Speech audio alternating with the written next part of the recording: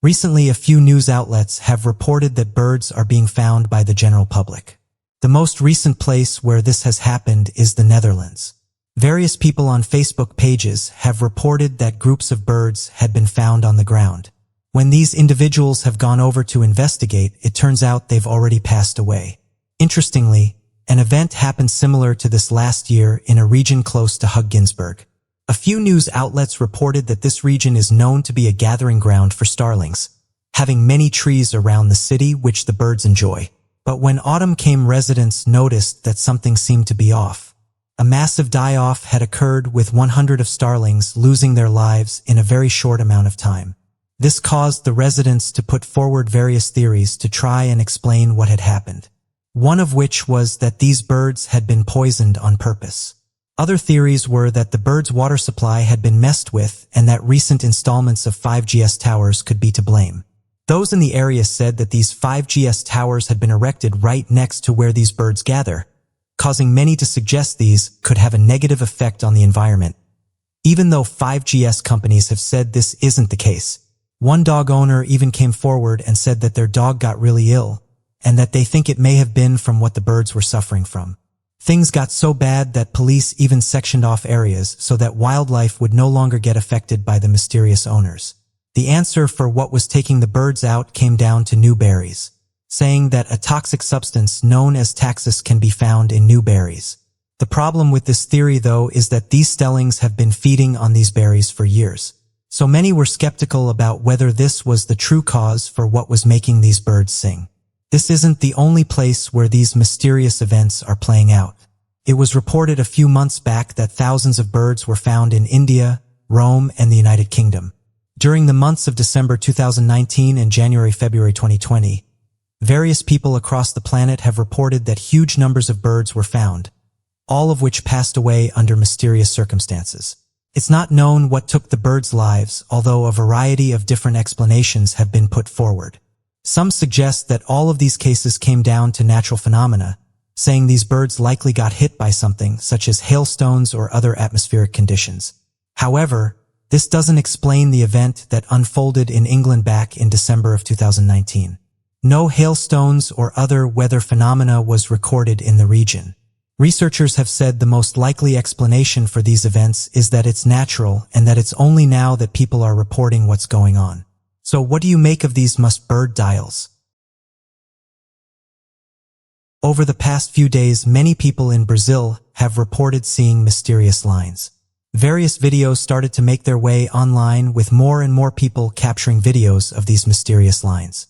Residents stated the lights would pulsate and jump around the sky, while others said the objects were like orbs, staying in a fixed position before making a fast exit. One thing that is certain is that many locals have managed to capture these strange lights on camera. The location where the lights have been seen the most is north of Rio de Janeiro. The Brazilian press have been reporting on the objects, as locals have been sending in their videos. Margete is the area where these events have been unfolding, and it even began to trend on social media. However, some said that it only trended for an hour or so before the trend was taken down. This Wednesday, more videos were posted online showing red, orange, blue, yellow, and white orbs littering the sky. Interestingly, things took a turn when residents from this area said that one of the objects got into trouble and crashed. People said that the object hit the ground a few days back, and when this happened, even more lights started to make themselves known.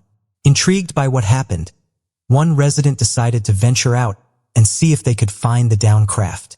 They soon found the site, and in a small clearing, a metallic spherical-looking craft could be seen. It appeared to be emitting some tub of steam while being lit up from the inside of a blue light. The video only lasts for around 15 seconds before it's cut. Although the object in question looks interesting and futuristic, others have questioned the authenticity. As of right now, people have said the object in question is fake and that someone made it in order to make out the whole event was fake. As someone pointed out, though, how was this object able to appear so quickly? It was also reported that the area close to where the object had been found had much higher levels of background radiation, something that people at the time couldn't explain. Others said that this is a common trait for UFOs that have landed. Some who have seen the footage have said this clever filming and that someone used camera tricks in order to make the object appear a lot bigger. As of right now, various residents said that don't let this distract you from the lights being witnessed, further saying that they think that something is going on. It seems that Brazil is a country that's had its fair share of strange visitations. Over the years, various unidentified flying objects have been reported from this region, with researchers spending countless hours trying to find out the truth as to what's going on. Although some have said the object is a hoax, they've also pointed out that this shouldn't distract you from the genuine lights that have been captured on camera. So what do you guys make of this event, and what do you think is going on down in Brazil? Recently, various people come forward and said that they spotted mysterious lights above Washington. They've been described as being triangular in shape and pulsating different colors. One local resident described the lights as looking like a giant triangle, saying that it kept a triangular formation before splitting off and shooting away, only to then get back in formation and repeat the same. These unidentified flying objects were only seen by a few people, but luckily someone managed to stab some photographs of the event. Interestingly, UFO researchers said that these objects have been fascinated with Washington for years, having many people come forward and detail odd-looking crafts above the Capitol. The triangular-shaped UFO is one of the most commonly reported crafts, with many eyewitnesses all across the planet detailing their own stories. These lights reminded some of the events that's become known as the invasion of Washington, D.C. This happened back in 1952.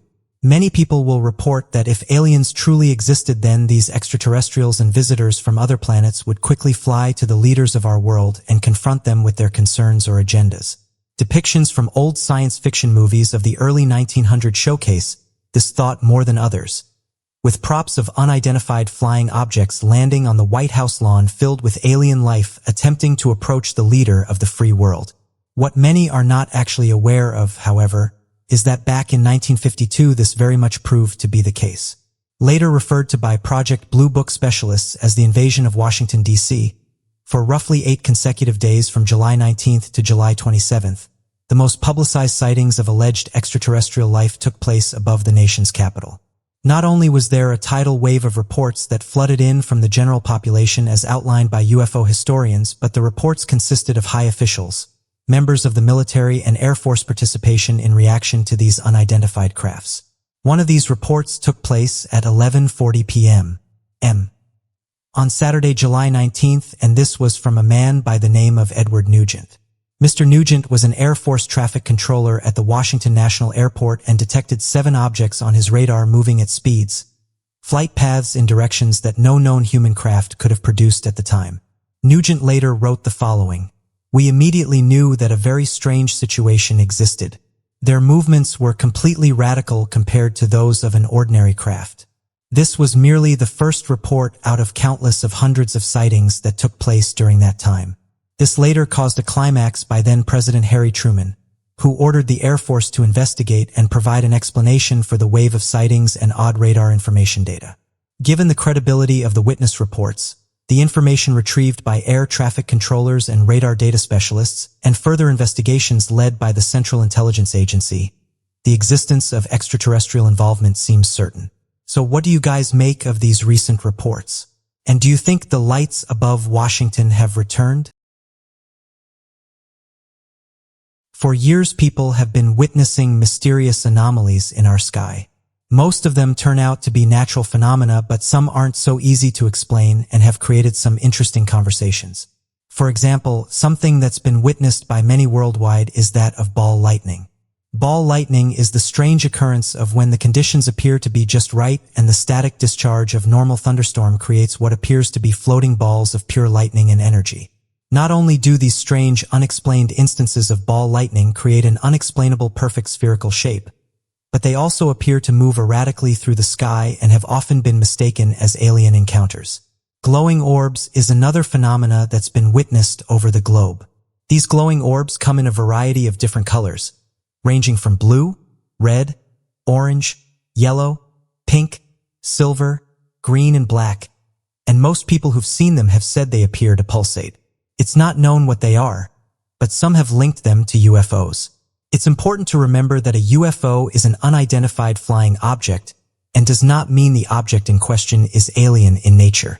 It's only been in recent years that people have connected the two. It seems though the US Navy may be taking some inspiration from these objects, as they've recently come forward and announced that they'll be trying to create a phantom image of aircrafts. This is so that enemies and things like heat-seeking missiles will be put off. The US Navy has patented technology to create these images, and it's thought they will be created using infrared technology. Researchers have said this could change everything. The US may be able to, in the near future, create their own phantom images. One of the issues that the military has faced is being able to protect military aircrafts from enemy missiles. Various ideas have been put forward in the past, and although some have helped, none have been able to stop these attacks. This system has been described as the following. There can be multiple laser systems mounted in the back of an air vehicle, with each laser generating a ghost image, so that there would appear to be multiple air vehicles present. Interestingly, this has caused some to suggest that the US has already been using this technology, and this could be behind some UFO sightings that have been reported in recent years. It's also been announced that the US Army is going forward with plans to create an extremely powerful laser weapon. The indirect flash protection capability high energy is said to be a 300 upwards kilowatt weapon. It's interesting to note that at this moment in time, the United States Navy currently uses this technology. However, the laser weapons they use is nowhere near as powerful as the one that's in development. In fact, it's reported that this new laser weapon will be over 10 times more powerful than the one that's used by the United States Navy. They've reported that these laser weapons will mainly be used to tackle things like incoming missiles. It's very clear then that the United States military is interested in this technology. Officials have said they want this tech to be used by all three of the main services. One of the main reasons for wanting this technology is because of how efficient it is. The lasers are incredibly accurate and you don't need to keep reloading. So what do you guys make of this new technology? Humans have managed to accomplish a lot in a relatively short amount of time. We've already sent humans to live in space and on the moon. We've developed massive and very sophisticated telescopes that have been able to reach some of the most remote places in space. Perhaps one of the most interesting things organizations are currently doing is hunting for extraterrestrial life. The European Space Agency, the Search for Extraterrestrial Intelligence, and NASA have been working very hard to find out if we're completely alone. Today, we have a big number of projects that are made to scan the stars for signs of intelligent life. Despite our efforts, we've yet to make contact, and scientists still have no idea what could be out there. Various theories have been put forward for what life could look like, but some researchers have come forward and said the human mind can't comprehend what's truly out there. One event that many researchers have found interesting is that of the Apollo missions. These saw humans venture into space and break many records. However, due to mysterious accounts told by astronauts, this has caused different theories to be put forward.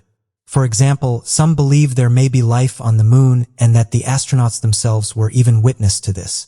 It's important to note that NASA have said this isn't the case and that they've never picked up on any signs of extraterrestrial life. What people point to is eyewitness testimonies and photographs that allegedly show these mysterious objects. One image shows what appears to be 3 lights above the moon. This caused theorists to suggest they weren't alone and were in fact being watched. They point to various crafts that have been photographed above the moon during lunar missions. Officials have said, though, that these objects are nothing and are most likely just camera anomalies. Others, however, have said they look eerily similar to the triangular crust that have been witnessed on our planet for years. They go by many names, but these black triangular objects have been witnessed for decades. They are noted as being completely silent and having the ability to move from one spot to another in a matter of seconds. Pilots have even come forward and said these aerial objects are unlike anything they've seen before. These giant black triangular crafts are still being witnessed and photographed by the general public. It's fair to say that interest in life outside of our planet is at an all-time high. One of the reasons may be because of the strange videos captured by US officials. One of the videos that dates back to 2004 shows a mysterious craft being tracked by the military. Sugo, who is a Defensive Department spokeswoman, said the only reason this video got out to the public is because it was leaked. She went on to say the following: after a thorough review, The department has determined that the authorized release of these unclassified videos does not reveal any sensitive capabilities or systems and does not impinge on any subsequent investigations of military airspace inclusions by unidentified aerial phenomena. So what do you make of this anomaly and what do you think it could be? NASA themselves have said that it's likely there's life on other planets. The space agency have announced they are now making it their mission to find life. This has proven to be difficult so far, but bearing in mind how vast our universe is, we haven't even searched a fraction of it. Some, however, have said they think we've already found it, and these individuals point to old photographs that have been taken by the agency. NASA uploaded this photograph to their website and said the following. This image was taken by Front Hazard Avoidance Camera. The front has come on board NASA's Mars rover Curiosity on Solar Day 2662 on the February 1st, 2020 at 11 a.m. However, it's the anomaly in the left-hand corner that's caught people's attention. You can see what appears to be a black sphere-shaped object hovering in the sky, causing some to suggest that this anomaly is an unidentified flying object. Others, however, have suggested that this object could just be a piece of space debris or a smudge on the camera. Theorists, however, point to other photographs which seem to show similar-looking objects. This has caused various individuals to look through archived images in the hopes of finding these strange crafts. As of right now, we don't have much information to go by, but images like these start interesting conversations about life possibly being on other planets. This isn't the only claim of there being alleged life on Mars. A professor from Ohio University has come forward and suggested that photographs taken on the red planet may show proof of living creatures. This professor is referring to insects and states that due to the vast amount of photographs available on NASA's websites, one is able to, with enough patience, discover insects hiding among the rocks on the red planet. This news broke when the professor held a talk in November 2019, and it didn't take long for the news to make various headlines across the world. Usually when these types of claims come out, it's from individuals that are set in their ways. But when a professor, scientist, or researcher makes these types of claims, it usually captures people's attention. During his talk, he showed a number of different photographs showing what was, according to him, proof of insects on the red planet. Interestingly, he suggested that some of these photos also showed insects that were fossilized. One of the photographs he presented as evidence is said to be that of a bee. He points out that the creature in question has shiny eyes and that this is what convinced him that there are living insects on the red planet. Although these claims sound far-fetched, there are many people that believe what he's saying. In fact, over the last couple of years, Ferris photographs have been presented which do appear to show living creatures. The professor is highly respected and has been in his field for over 45 years. So he's somebody who's able to make out an insect in a photograph. This is one of the things that's made people excited about these claims.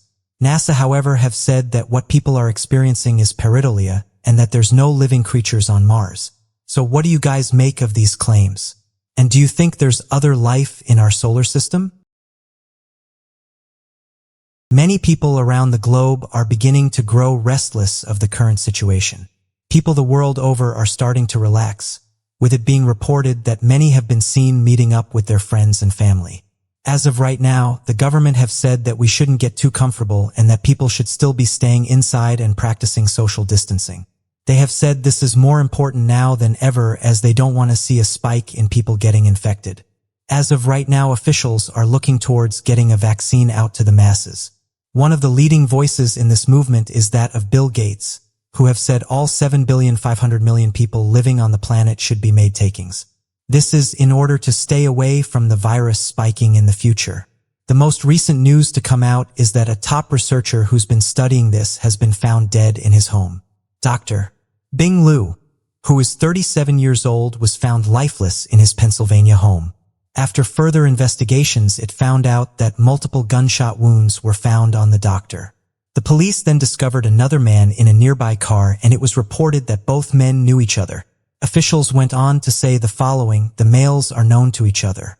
Investigative leads developed throughout the weekend have led us to believe that the male from the car shot and killed the man in the townhome before returning to his own car and taking his own life. As of right now, detectives have said the following: we haven't had anything at this point that has come to the investigation that has anything to do with Mr. Liu's employment of research. One thing to note is that he was doing research into the current virus that's making its way around our planet. Dr. Liu was a research assistant professor at the University of Pittsburgh School of Medicine. The school were noted as saying that he was in system biology department said the following: he was just starting to obtain interesting results. He was sharing with us trying to understand the mechanism of infection. So we will hopefully continue what he was doing. The university said the following in a statement: Dr. Bing Liu was on the verge of making very significant findings towards understanding the cellular mechanisms, the underlying infection, and the cellular basis of the following complications. We will make an effort to complete what he started in an effort to pay homage to his scientific excellence. As of right now, various theories have been put forward to try and explain why his life was taken, but more research is needed to get a definitive answer. Officials have said the following: his loss will be felt throughout the entire scientific community. Please keep his family, friends, and colleagues in your thoughts. So what do you guys make of this bizarre story? And why do you think someone wanted this man to end? These photographs have been making the rounds online, with people saying that a UFO crashed into the wounds. These two men stumbled across this odd-looking object, but after walking around it, they soon realized it was a UFO. One of the first things that people pointed out was that the photographs seemed too good to be true. However, as it turns out, they are genuine. A report was sent to MUFON, which stands for the Mutual UFO Network, saying that a crashed UFO was found deep within the forest. The craft crashed in Australia close to Victoria. According to the witnesses, when they discovered the UFO, they decided to take a few photographs, but after around 20 minutes decided to go home. After getting home, they wanted to go back and video the craft. However, when they got there, the UFO was gone, and instead the whole area was covered in police tape.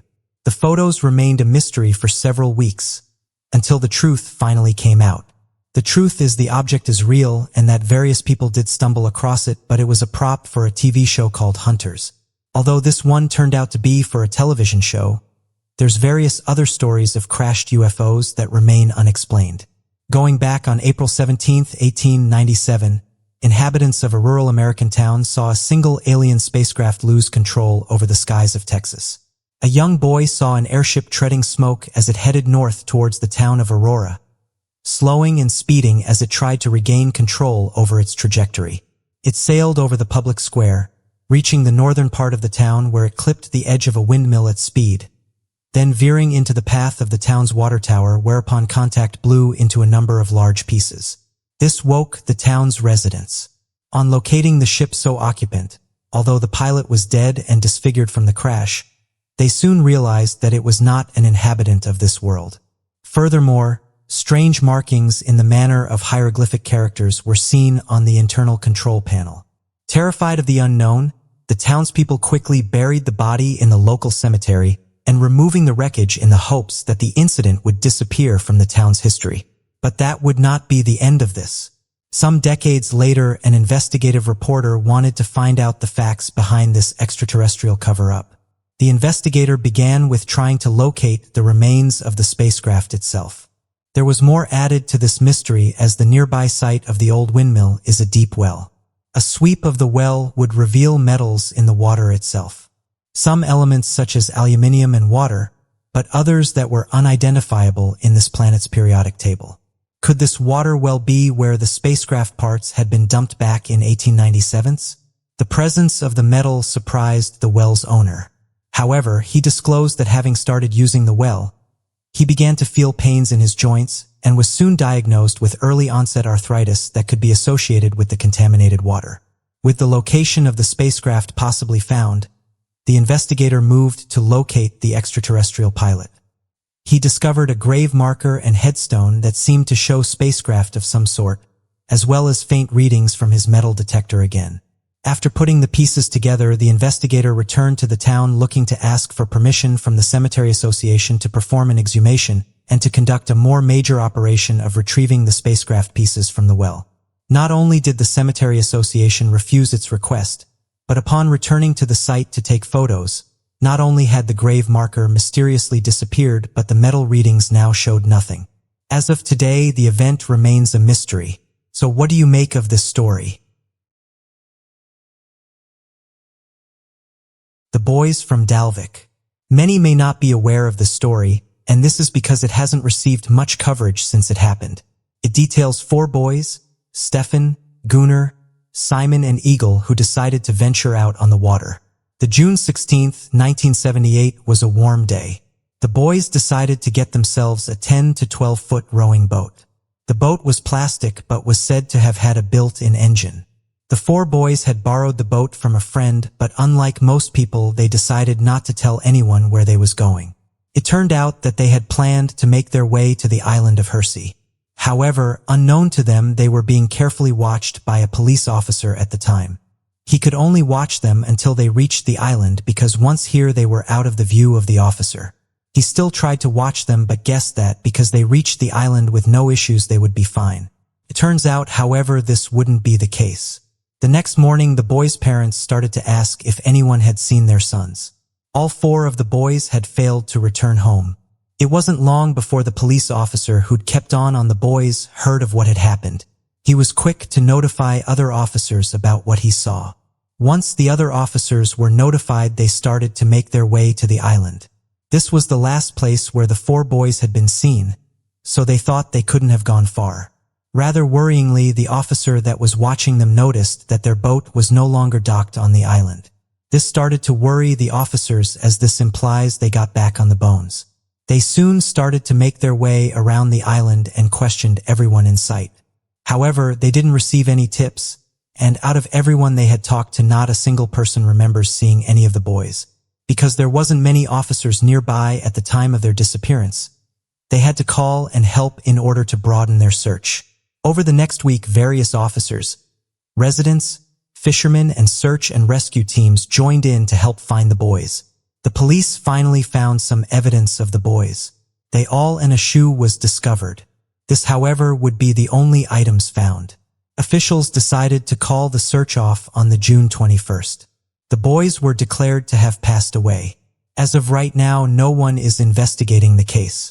Something that's strange is that no one on the island reported seeing the boys, even though the officer had reported seeing them naked.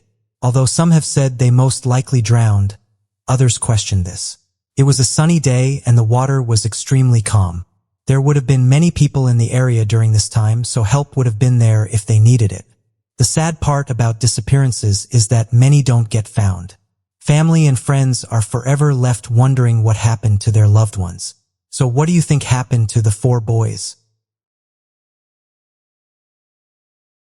In every culture around the world, regardless of where they arose or what they believed, claims of demonic possession and terrible hauntings are littered all across human history. Although such claims of demonic entities might seem to be nothing more than the irrational fear of ancient men, in the modern day, there continue to be reports and evidence of terrible exorcisms that persist in all people from around our planet. So today, here at Unexplained Mysteries, we will be going over some of the most terrifying demonic possessions and exorcisms to have ever taken place in recent years. The exorcism of Anna Eklund. Born in the state of Wisconsin on the March 23, 1882, a girl named Emma Schmidt, and later given the pseudonym of Anna Eklund for the protection of her own privacy, would face the most demonic possession at 14 years of age that would continue for over 3 decades until she was 46 years old. According to gathered information surrounding birth records and U.S. Census data, Emma Schmidt was the daughter of 2 German immigrants of whom came to the U.S. alongside other family members of whom claimed to have had ties to witchcraft and magical abilities. It was Emma's aunt who claimed to have cursed the young girl for reasons not entirely known. However, it is also believed that the aunt had a long-running affair with Emma's father, and that this may have led to hatred for Emma from the aunt. By 14 years of age, the curse had manifested into a full demonic possession, with claims that Emma began demonstrating complete revulsion of holy objects, uttering disturbing thoughts and experiencing terrible fits of anger and pain when attempting to enter a church of any kind. On June 18th in 1912, at 30 years of age, Emma Schmidt underwent an exorcism at the hand of Father Theophilus Reisinger, a German Catholic priest from Bavaria. Though not much is documented of the event, and the demonic possession persisted long after this moment until she was consulted by an exorcist once again nearly 20 years later. At 46 years old, after the passing of her aunt and father, Emma Schmidt was taken once again by Father Theophilus Reisinger to the Erling convent owned by the Franciscan sisters to undergo another exorcism alongside his colleague Father Joseph Steiger, of whom suggested extensively documenting the event that would follow. When Emma arrived, she was provided with food that had been sprinkled with holy water without her knowledge.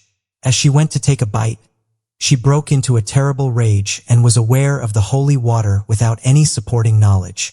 The exorcism began the following day with the help of the sisters that claimed that Emma had begun demonstrating supernatural powers throughout the exorcism, such as levitating, speaking in multiple languages unknown to her, howling in multiple voices and in different pitches, and hanging from the door frame or the walls. As the exorcism continued for several months, many of the nuns begged to be relocated to different convents, claiming that the supernatural evils of Emma were too much for them to handle. After nearly a year of the exorcisms and rituals, Emma collapsed on her bed and screamed out the names of every spirit believed to have been possessing her, with which Beelzebub, Judas, Jacob her father, and Mina her aunt. After screaming their names, she regained lucidity and claimed she had been freed of the spirit and immediately began praying to Jesus Christ. After the last exorcism ritual, Emma Schmidt would have no more symptoms of possession or mental illness of any kind. The demonic pact of Clara Germana Coeli. Seen as one of the most defining cases of demonic possession, the story of Clara Germana Coeli would go on to be used as a metric of whether or not a person was genuinely possessed by a demonic entity or merely experiencing severe mental illness for future exorcists. Clara Germanicel was a young Christian South African woman born in 1890, of whom was believed to have undergone one of the worst demonic possessions ever documented. At the age of 16, for reasons not entirely explained, Clara Germanicel was so desperate for any form of control in her life that she had made a soul-binding pact with Satan in return for power. This is believed to have been the moment that her demonic possession began. Written in detail by Clara's confessor, Father Horner Erasmus, and later confirmed by a nun, evidence of Clara's supernatural abilities came from her ability to speak any known language of which she had no previous education, with her able to completely understand Polish, German, French, and Norwegian when tested. Another factor that pointed to supernatural powers was that of Clara's incredibly accurate ability for clairvoyance, with nuns claiming that Clara was capable of speaking the most intimate of secrets that people had without having had any previous contact with the person. Upon discovering these supernatural talents, it was believed that a demonic possession was taking place, which forced Father Horner Erasmus to begin a 2-day exorcism right away. During this exorcism, the true power of Clara's pact with Satan was made clear. It appeared that Clara was imbued with superhuman strength, with accounts of her throwing grown men and several nuns across the room and injuring them in her attacks. One nun recounted the event of the attack, writing the following note: "No animal had ever made such sounds, neither the lions of East Africa nor the angry bulls. At times, it sounded like a veritable herd of wild beasts orchestrated by Satan had formed a hellish choir." During the exorcism, it was recorded that Clara had levitated 5 feet in the air both vertically and at another time horizontally when sprinkled with holy water. During the height of the 2-day exorcism, Clara had attempted to murder the priest in charge of the exorcism by grabbing his stole and choking him with it before the nuns pulled her off the priest. At the end of the 2nd day, the demon was forced out of Clara, of whom was completely healed and no longer demonstrating any symptoms of demonic possession or mental illness. Because of the overwhelming evidence of the demonic possession, details of the case would go on to help set the standard for future exorcisms to help indicate whether an individual was truly possessed or merely suffering from mental illness. The Jotun demonic George Lukens. Seen as one of the oldest documented demonic possessions in the modern day, the exorcism of George Lukens would go on to cause a tremendous controversy across England back in the late 1700s due to its frightening and completely unexplained nature. In the year 1788, a tailor by the name of George Lucas, later dubbed the Yassen demonic, is believed to have become possessed by a demonic entity at the age of 44 for reasons not entirely known. According to a woman known as Mrs. Sarah Barber, she claims that as she was traveling through the village of Yatten Mendip, she had come across a man that suffered from an unknown condition in which the man would sing and scream in various pitches and sounds that did not sound like anything a normal man could have ever produced, and would often declare that doctors and science could never fix him from his ailment. Mrs. Sarah Barber, fearing for the man's soul, immediately wrote a letter to the Reverend John Easterbrook, an Anglican vicar of the Holy Cross Church, about the man in the hopes that something could be done to assist him. Among her claims, Sarah Barber wrote that she had known the man when she had formerly resided in Yatton, and attested that the man known as George Lukens had an extraordinarily good character and had attended every service of worship for most of his life. George Lukens claimed that the beginning of his demonic possession began when he had been acting in a Christmas pageant, when suddenly he felt a slap from an invisible hand that knocked him down at the age of 26. Shortly after that moment, he had visited Dr. Smith, a renowned surgeon of writing, of whom was unable to help Lukens in his ailments. After a 20-week stay with a number of physicians trying to help him, George Lukens was deemed incurable by the field of science and medicine and was forced to leave the hospital. It was during this 20-week stay, however, that George Lukens admitted that he had been possessed by 7 demons and that he believed only 7 clergymen could free his soul, though would not receive help for 18 years. Reverend Joseph Easterbrook, alongside 7 clergymen, took George Lukens to the vestry at the Holy Cross Church and began their exorcism, which included songs, prayer, and casting the demons back to hell. Although no supernatural evidence was seen, after the exorcism took place, George Lukens was able to sing praises once again and demonstrated no further symptoms of his demonic possession. Many of the clergymen wrote that they believed skeptics would doubt their claims of battling the demons. However, they wrote their accounts regardless, which were later published in the Gentleman's Magazine and the Historical Chronicle. Many would go on to criticize the event, claiming George Lukens was suffering from nothing more than epilepsy. However, no symptoms of mental illness ever returned, nor did any of his ailments following the exorcism for the rest of his natural life. But what do you think of these impossible to explain terrifying demonic possessions and subsequent exorcisms? Over the years, various strange events have been reported. Although the majority of these do eventually get solved, there's a few that have left researchers with more questions than answers. So today, here at Unexplained Mysteries, we'll be taking a look at these 3 mysterious events. The Shag Harbor UFO Incident. The Shag Harbor incident took place over half a century ago, but it continues to draw in believers in the unknown and mystery lovers. The incident took place in Shag Harbor, a tiny fishing village on the Atlantic coast, on the evening of October 4th in 1967. A group of locals reported seeing a low-flying and brightly lit object soaring through the sky towards Shag Harbor before it crashed and sank into the sea. Laurie Wickens, one of the locals who experienced the strange event, described how he initially assumed the flying object was a crashing plane. He described how he continued to see the object floating 1.5 miles from the shore for around an hour and leaving a trail of yellow foam. Ralph Lowinger was actually co-piloting a cargo plane from New York to London on the night and also described seeing a formation of bluish-white lights that was slanted from upper left to lower right that he identified as a big airplane with all of its lights on. With so many credible witness reports, the public intrigue of what had fallen from the sky grew stronger, and many people became determined to find an explanation. Norman Smith was one of those people and describes how he and his father and uncle jumped into a fishing boat and sailed to the spot where the object had crashed into the sea. They were soon joined by the Canadian Coast Guard, who helped them search for any wreckage, but nothing was uncovered. The next day, divers were sent down to explore further, but once again resurfaced with no new information. It was only years later, when diver David Svet surveyed the ocean floor of the harbor, that underwater anomalies in the area where the object crashed were discovered. Svet described these anomalies as a depression in the ocean floor the size of a perfectly circular dinner plate, with the center being about 1 foot deep. This exciting news proved that an object had crashed in this location, but was still not enough to identify what the object was. The most popular theory was that the crashing object must have been a fallen airplane, as Wickens and Lowinger had presumed.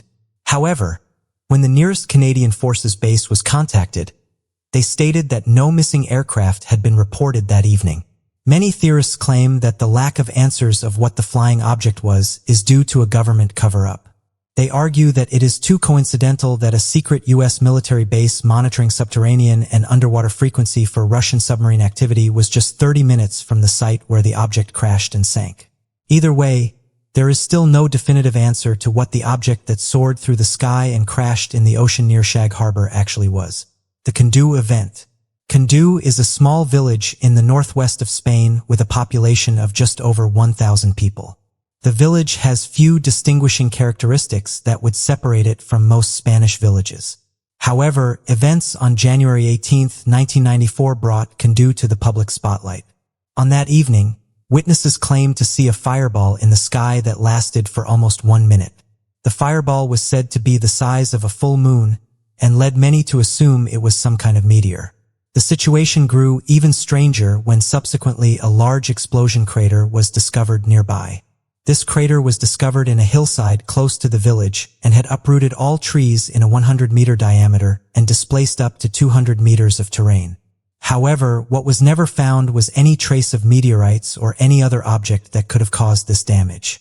Many were startled at how similar the scene looked to a Tunguska explosion in 1908 that flattened around 80 million trees and killed 3 people. Like the Kandu event, the most popular explanation for the events were that there must have been some type of meteoroid, but once again, no remnant of a meteor was discovered. Many believed that the meteor in Tunguska disintegrated in the altitude before it ever hit Earth. A similar explanation has been put forward for the Kandu incident, but has not been as widely accepted. Hopes were raised further when an official investigation from the astronomy department of the University of Santiago de Compostela was opened for the events in Kandu. Their findings were published in the Journal of Meteoritics and Planetary Science in 1998 and went against the meteorite explanation. The team concluded that the incident might have been caused by a blast of subterranean gases, which removed the topsoil when it suddenly exploded and soared into the air. When it rose into the air, an electric charge would have been created that would have been sufficient to ignite the gases and created the fireball-like scene that witnesses had described.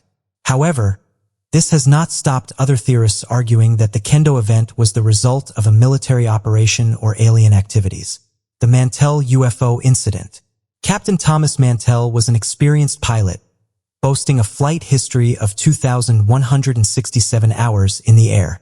Many of these hours had been served during World War II, where he fought for the Allies in the Battle of Normandy and was rewarded with the Distinguished Flying Cross and Air Medal for his heroism. In 1947, he returned to Louisville and joined the new Kentucky Air National Guard as a flight leader. However, less than a year into the new job, Mantell's career ended in tragedy when he died in pursuit of an unknown flying object. The object was seen by several of Mantell's colleagues. Base Commander Colonel Guy Hicks reported it was very white and about 1/4 the size of the full moon, while observers at Clinton County Army Airfield in Ohio described it as having the appearance of a flaming red cone trailing a gaseous green mist with a speed greater than 500 miles per hour in level flight. It was also seen by the Kentucky State Police, who contacted Captain Mantell requesting for him to investigate the object. Alongside 2 colleagues, Mantell set off in pursuit of the large white object.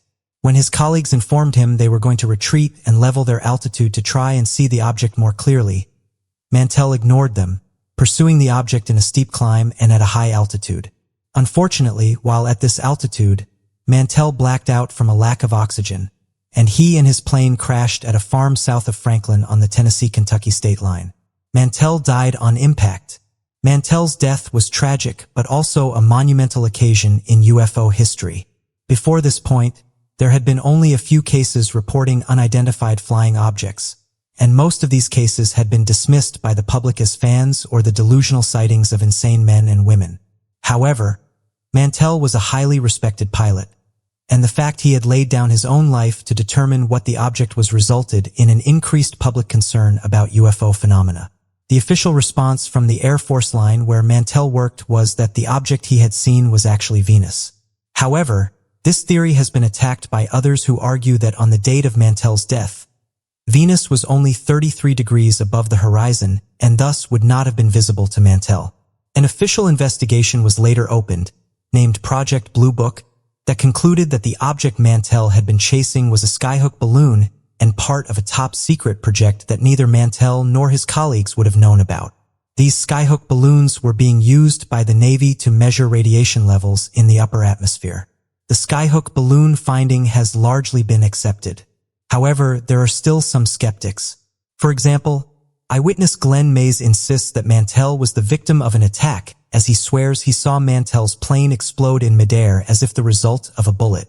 His argument is supported by James Dussler, who states that the damage pattern on Mantell's plane was not consistent with an aircraft crashing at high speed, but instead one that Betty flopped into the clearing as if it was shot down.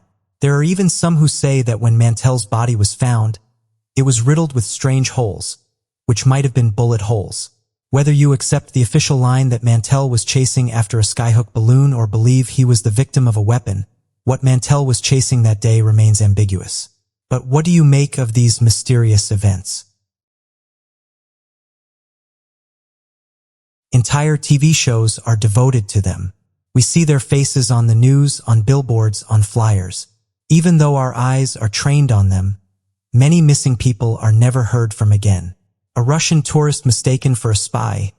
A woman who walked away from a car accident never to be seen again. A teacher who disappeared 3 separate times. Sometimes these cases are almost too shocking to be true. So today, here at Unexplained Mysteries, we'll be taking a look at these 3 mysterious disappearances. Boris Weissvela, military dictatorships, classified information, Russian spies. It all sounds like a movie, but it's not. These are just a few of the crazy details surrounding our first disappearance. Boris Weissvela was born on April 19, 1941 in Moscow, Russia.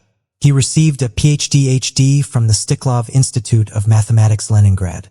He left the Soviet Union for the United States in 1975, both to better his career and to freely practice his Jewish religion. Here, Weissvela became a professor at Pennsylvania State University. And in 1981, he became an American citizen. Weissvela was an avid outdoorsman. So when he told his sister he wanted to spend his winter in Chile, she figured he would enjoy a nice backpacking trip before returning home. In December 1984, he set a course for Chile, but he never returned. Initial reports from Chilean officials state that Weissvela's backpack was found near a river near the border of Colonia in January of 1985. His disappearance was ruled a drowning. Some fishermen claimed to have given him directions as well as camped with him. Others tell of footprints near the river, hinting at the fact he had fallen in and was carried away. Over the years, conflicting eyewitness reports and the possible involvement of the military-run government cloud up the investigation into his disappearance. And since so many years have passed, it has become impossible to sort fact from under the military rule of Chile. General Augusto Pinochet was well known for his crimes against human rights, including a colony called Colonia Dignidad. In this colony, political criminals of Pinochet's were held and tortured. Over 1,100 people disappeared under Pinochet's rule. Unsurprisingly, Colonia Dignidad was not far from where Weissvela went missing. In June of 2000, the U.S. State Department declassified over 250 documents containing information on Weissvela's disappearance. The documents included various eyewitness accounts spanning 6 years after he went missing. One document even stated that there were persistent reports that Boris Weissvela was or is detained in Colonia Dignidad. It was suggested that he was captured as a Russian spy. A document from the U.S. Embassy from 1987 listed 2 sources of information on Weissvela. One of these again confirmed his detainment in Colonia Dignidad and suggested he was still a prisoner there at that time.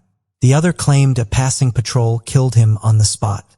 In 2006, a letter signed by 27 senators and representatives was sent to Michelle Bachelet, president of Chile, with the hopes she could relaunch an investigation.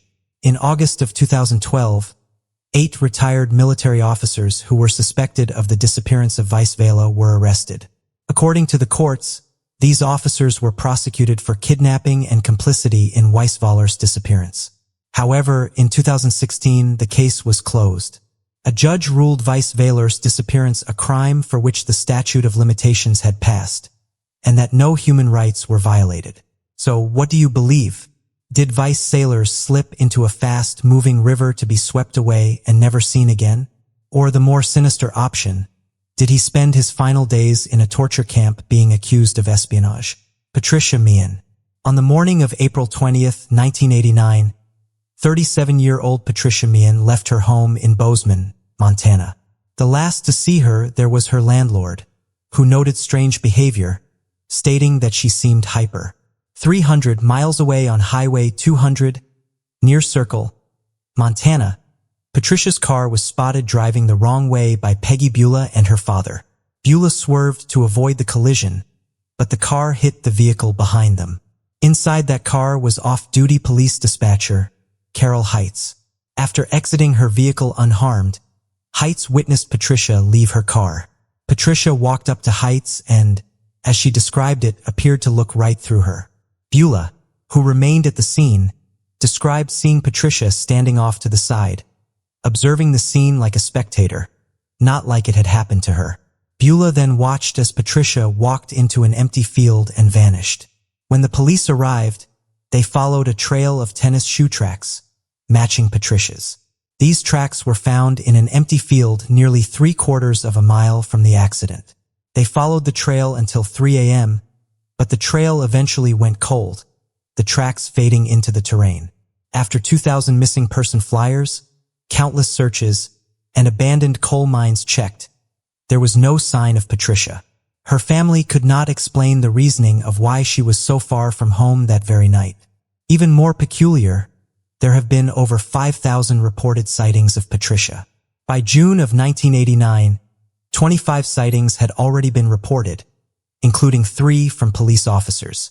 On May 4th, she was spotted at a Hardee's restaurant in Minnesota, reportedly drinking water alone for over 5 hours. On May 5th, she was seen twice, once inside a truck stop at Sioux Falls, South Dakota, drinking coffee through the night. Later that morning, she was seen with a man who appeared to be in his 30s. On May 19th, a sighting occurred near Patricia's home in Bozeman. Waitresses at a local restaurant noted she ate her breakfast hurriedly and appeared to be talking to herself. Later that week, she was reportedly seen at a horse auction in Billings, Montana. On May 30th, a trucker reported offering a female resembling Patricia a ride on a highway in rural Washington. She was also reported being seen at a truck stop near Tacoma. Sightings continued at truck stops all over the Pacific Northwest area. The last notable sighting was on August 30th, 1990.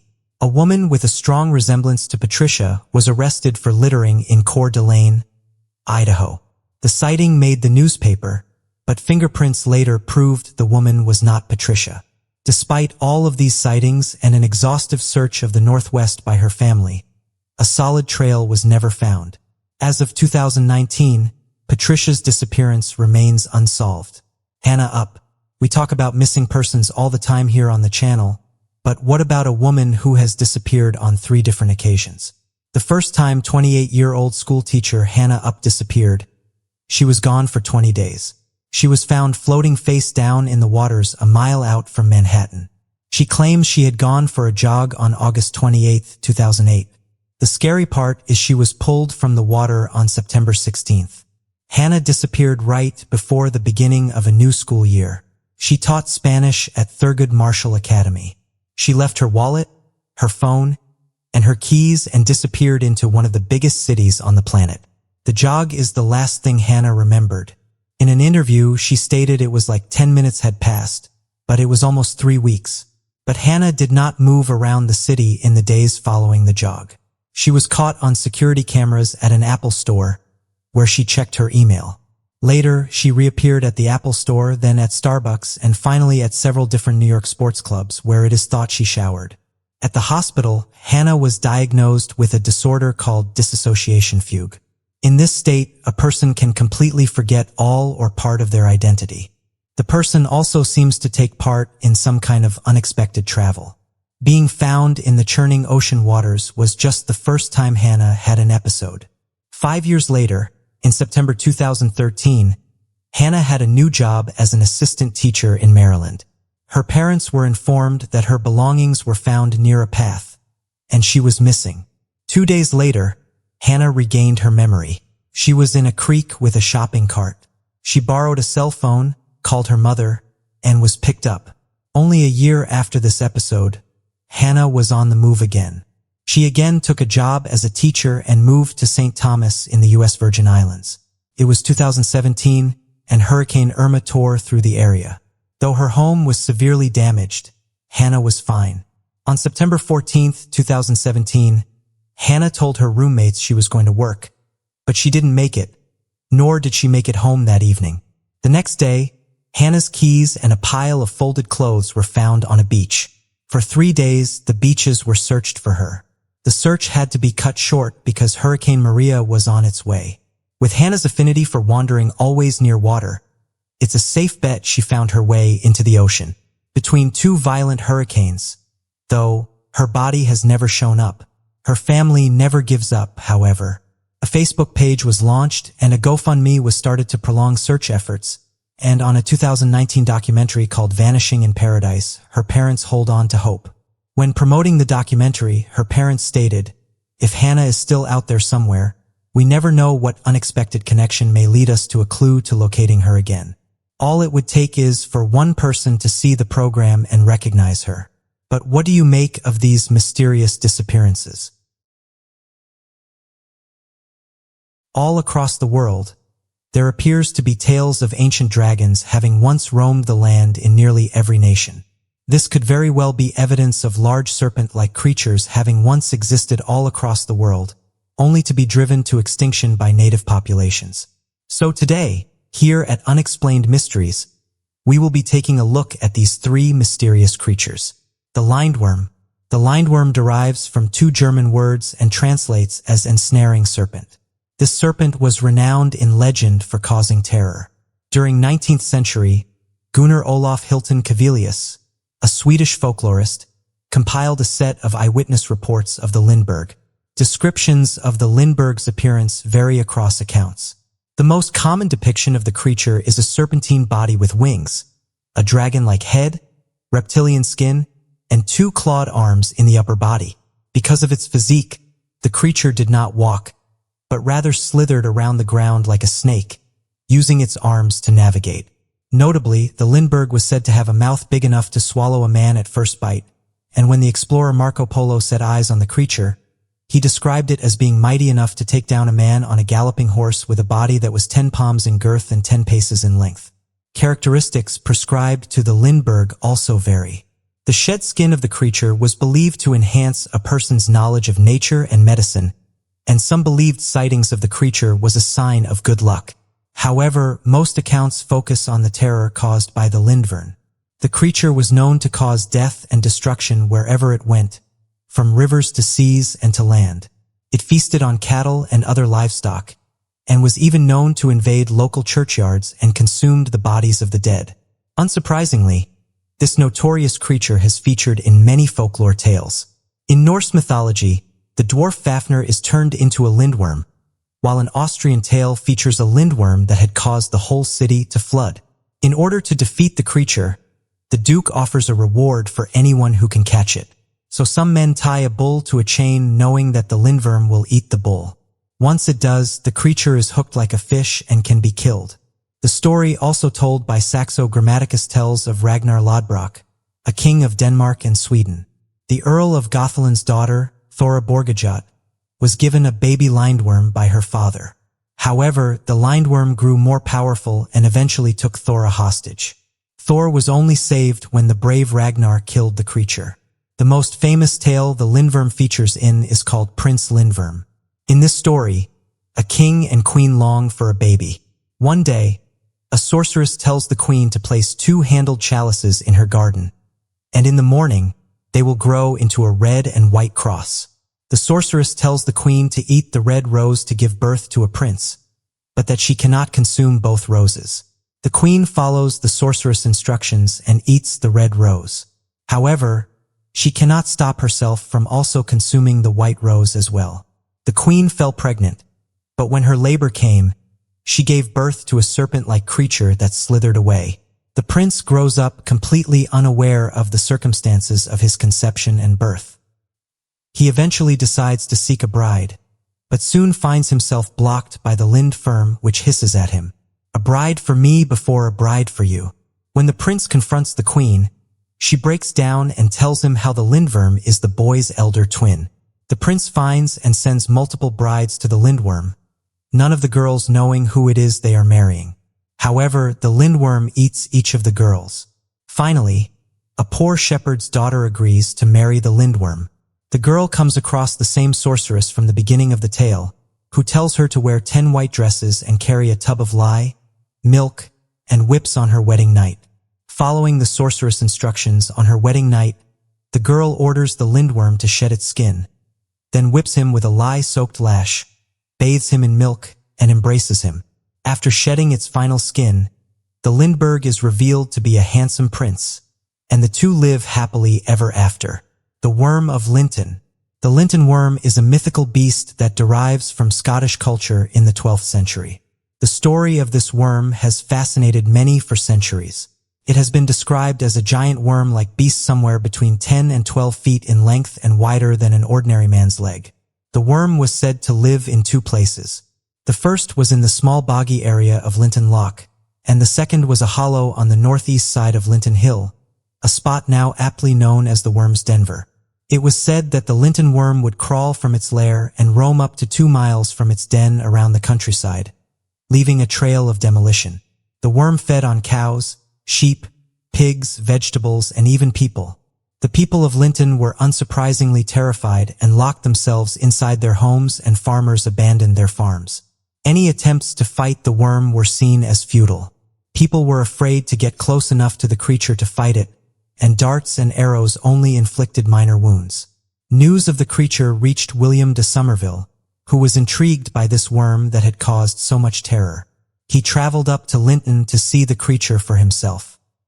He waited at dawn outside the worm's den, and when the worm slithered out and spotted him, it reared up and froze.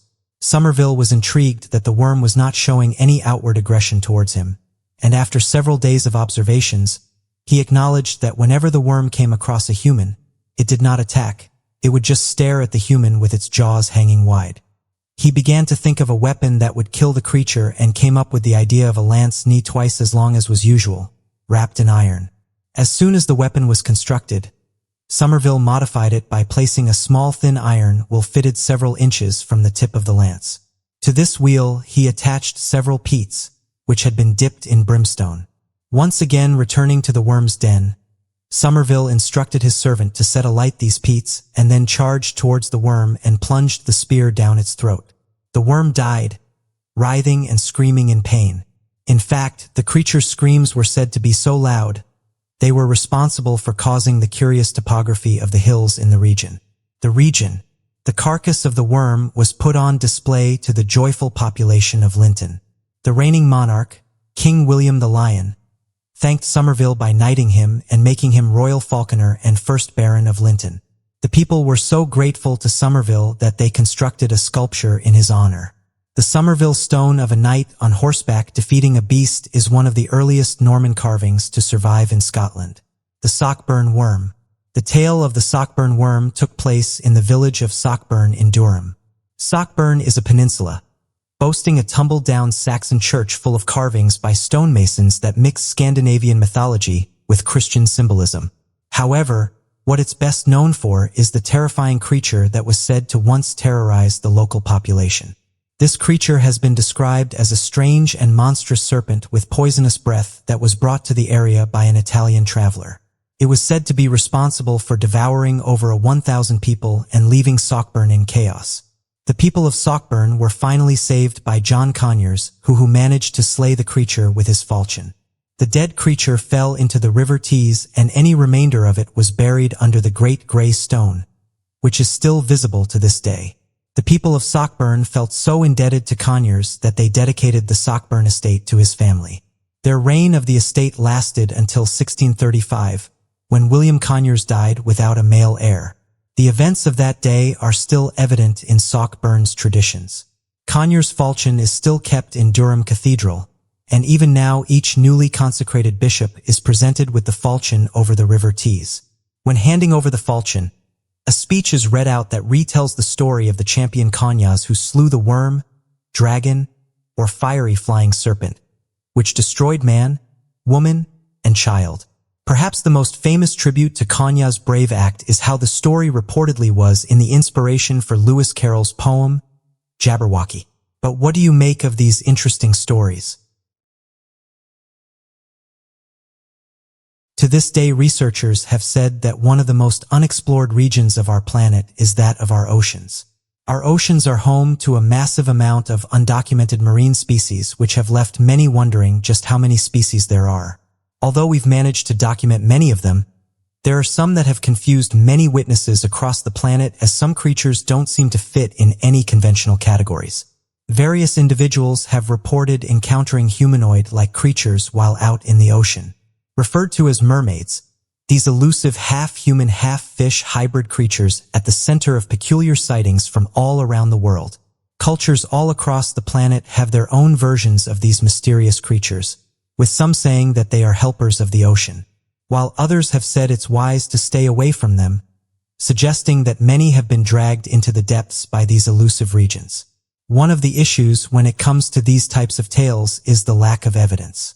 However, one museum allegedly holds the remains of one of these creatures. Recently, photographs have been making the rounds online claiming that a Danish museum has installed a mermaid skeleton. The description states the skeleton was found by a farmer and their dog, and after handing it over to researchers, they discovered that the remains most likely would have belonged to a young girl, being around 18 years old at the time of her passing.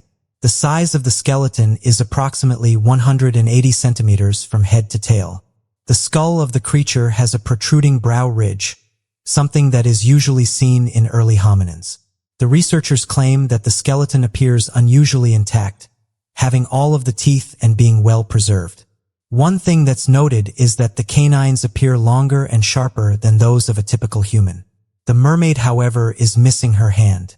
It was also reported that a purse-like object was discovered close by, and inside it was a shark tooth and other pointed objects. This caused some to suggest that it was used by the creature for self-defense. So is this finally proof that these creatures are infatual? As it turns out, the skeleton is unfortunately decided that Copenhagen's Little Mermaid would be sent to the 2010 World Expo in Shanghai. This was from April to November. So Hans Stregger, who is the head of the Natural History Museum of Denmark, decided they should replace it. The replacement was the mermaid skeleton, who sat in a vacant spot for 2 hours to entertain the tourists. Stregger said half of the mermaid was built of a human skeleton and the other was a swordfish tail. Many passers-by thought it was interesting and jumped in front of the mermaid to have their picture taken. After basking in the Copenhagen sun for 2 hours, the fake skeleton was returned to the museum where it was displayed during the Easter holidays. To this day, however, photographs of the mermaid are still posted online. So even though this one turned out to be fake, what's your opinion on mermaids? Do you think they're real or misidentified by the people that see them? America's national parks are places of immense natural beauty, offering an endless array of breathtaking views. Among the stunning desert landscapes and deep valleys, granite cliffs, and extensive woodlands, visitors can escape the hustle and bustle of everyday life. But what if that relaxing excursion in the great outdoors were suddenly to take a strange and mysterious turn? Despite their tranquil appeal, national parks have been home to some pretty strange goings-on. From disturbing disappearances to the potentially paranormal, today, we take a look at 3 spine-chilling real-life national park mysteries. The Devil's Den disappearance. Devil's Den State Park, despite its name, is a picturesque nature preserve in northwest Arkansas's Ozark Mountains. As beautiful as this rocky wilderness may be, it was also the site of one of America's strangest national park happenings, a disappearance that was baffling if not altogether disturbing. In the summer of 1946, 8-year-old Catherine Van Alst was staying in a cabin with her family in Devil's Den State Park, deep in the Arkansas wilderness. It was her first holiday, and the family were celebrating her parents' 25th wedding anniversary. News reports from the time of the disappearance state that the child had got lost when returning to the family cabin from a nearby creek. The family quickly realized Catherine had disappeared, and a search party led by Catherine's father was immediately assembled. After 3 days of searching, the local sheriff ordered Catherine's father to leave the party to rest. By now, everyone feared that she'd be dead. 3 days lost and alone in the wilderness would have taken a huge physical toll on most people, let alone a vulnerable young girl. On the 6th day of the search, Catherine was found. Despite the family's relief, Catherine's discovery was where the mystery really began. The girl had been discovered in a cave some 30 miles from her family's camp, on ground 600 feet higher than their cabin, begging the question, how did an 8-year-old girl travel 30 miles in 6 days without food, water, or appropriate clothing. One of the members of the search party, University of Arkansas student Porter Chadwick, explained that when Catherine was found, she uttered the words, "Here I am," calmly, in response to one of the rescuers' shouts. Catherine reportedly walked out of the cave without expression upon discovery, wearing nothing but a swimsuit. She had no markings on her to suggest she had been harmed and was thankful for being rescued. She later recounted that she had spent the first night simply laying in the grass before sleeping in caves, eating wild berries, and drinking water from pools. To this day, we don't know exactly what happened to Catherine Van Elst or how she managed to travel so far. Devil's Den State Park may be an area of outstanding natural beauty, but the events that occurred over those 6 days in 1946 were anything but natural. The Death Valley Germans. Covering 3,000 scorching hot miles, Death Valley National Park is situated in the northern part of the Mojave Desert on the California-Nevada border. For one unfortunate group of German tourists, Death Valley was to live up to its sinister name. On July 8, 1996, German architect Egbert Rimkus, his girlfriend Cornelia Meyer, Egbert's son, Georg Weber, 11, and Meyer's son, Max, traveled to Las Vegas. The group had rented a standard passenger minivan for the holiday. They spent 2 weeks exactly at their Vegas hotel before checking out on July 22nd. They were due to fly home to Dresden in Germany on July 27th, but never boarded the flight. On October 21st, a car was found off-road, abandoned in the searing heat of Death Valley. Questions were immediately raised as to why it was there and who it belonged to. When license plate checks were run, it was discovered that the vehicle, a green Plymouth Voyager, was the car leased to Egbert Rimkus and his party. Evidence later indicated that they were heading towards Yosemite National Park, California, but somewhere in between Vegas and Yosemite, things had gone very, very wrong. It is believed that the group had tried to follow a shorter route to Yosemite, thought to have been taken from a guidebook bought at the Furnace Creek Visitor Center. This was the last place that the Death Valley Germans, as they were later labeled, were seen alive. After leaving Furnace Creek, they traveled to various tourist sites. The group signed a logbook at an abandoned mining town, Warm Springs, writing, "We are going over the pass." This pass is believed to be Mengel Pass, a notoriously treacherous route. Investigators believe that the group, after realizing it was impossible, then tried to make their way back down the pass. This route led them down Enville Canyon, which was equally unsafe. The Germans are thought to have met their fate whilst hiking towards the nearby China Lake Naval Base.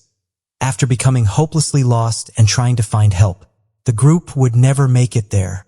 In 2009, Egbert Rimkus' remains were found 8 miles from the spot where the vehicle was found. A woman's bones believed to be the remains of Cornelia Meyer were found nearby.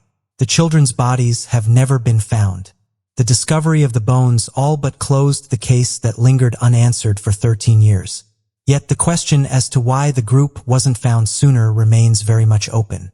After all, the search operation was thorough and authorities were initially hopeful they would be found. So, was there some foul play involved along the line? What were they doing in such an isolated area?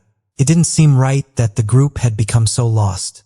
Had they stumbled across something that they weren't supposed to see? Or did something stumble across them? Even now, we simply cannot rule out more chilling or sinister reasons and heat exhaustion as to why the Death Valley Germans vanished without a trace. The Smoky Mountains disappearance. Father's Day weekend 1969 will never be forgotten by the Martin family. Sadly not for happy reasons. On June 14th that year, Dennis Martin and his grandfather, father, and younger brother headed to the Great Smoky Mountains National Park for their annual family camp, accompanied by family friends with their 2 young boys. Dennis, a shy boy mentally about a year behind his peers, was known to respond to any call of his name, even from strangers. That day, the group had hiked to Spence Field near the Appalachian Trail in the park, planning to camp there overnight. The 4 boys began playing a game of hide and seek in the overgrowth, planning to surprise the adults. Minutes later, 3 of the 4 boys jumped out of the trees, but Dennis was nowhere to be seen. After waiting for a few minutes to see if he would appear, Dennis' father, William, began to worry and split the group up to search for his son. The time was around 4:30 in the afternoon. Dennis' grandfather, Clyde, reached the park's ranger station at around 8:30 p.m. Upon his arrival, rain began to lash down, making the search more difficult. Trails were washed away, and with temperatures dropping to around 10 degrees Celsius, the odds of finding Dennis were getting lower and lower. In the days that followed, the search party grew to nearly 1,400 members. So many people looking for Dennis led to clues being obscured and a general lack of organization within the group. The U.S. Army Special Forces, the Green Berets, even joined the search to no avail. Despite worsening weather conditions over the next few days, footprints were eventually discovered by a nearby stream. Authorities attributed them to Boy Scouts camping in the area, but retired park ranger, Dwight McCarter, believes that the prints likely belonged to Martin. The search officially ended in September 1969, with Dennis presumed dead, most likely after getting lost and perishing in the awful conditions on the night of his disappearance. However, Dennis' father was convinced that his son had been abducted. After all, the campsite wasn't far from a track that Dennis could easily have been driven away on. This theory was backed up by the Key family, who had been camping in the vicinity at the time of the disappearance. A few days after Dennis went missing, the Key family reported having heard an enormous sickening scream before seeing a hairy man walking stealthily through the woods near where the scream had come from.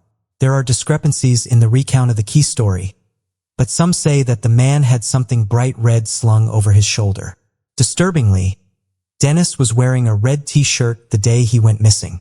Alas, the area was never searched. In 1985, an illegal ginseng hunter came forward saying that he discovered remains about 3 miles from Spence Field, which he believed to be those of a young boy. However, fearing prosecution for his illegal hunting, he had kept the discovery to himself for years. This time, the area was searched, but the bones were long gone, likely scattered by animals. Theories abound as to what really happened to Dennis Martin. Did he simply get lost and perish in the harsh conditions, dying from natural causes, starvation, or even animal attack? Or did something much more sinister happen to the little boy? Either way, the unsolved mystery of Dennis Martin means we may never find out how an innocent child cruelly disappeared that weekend in 1969 in Great Smoky Mountains National Park. So, there we have 3 chilling national park mysteries. Despite all the loose ends presented in these creepy cases, we can be certain of one thing. Deep in these vast, beautiful expanses, humans are vulnerable to the elements, to fellow man, and perhaps even to things not so human. But what do you make of these cases? Each person's body is unique. Although they have a lot in common, each one is different. Interestingly, over the years people have noticed that our bodies can do certain things, or that some people have markings that many don't. There are many of us who hear about palm readings and immediately question it. After all, this is considered one of those trick games that con people. Some people have also said the same about the Ouija board. These board games are said to summon loved ones and possibly even demons. However, many people think they're just games and can't do what some suggest. There are some that believe that our palms can predict our destiny, and this was something that was taken seriously and studied by the ancient Greeks and Egyptians. There is historical evidence that the palms and its imprints say a lot about a person and can even describe their personality.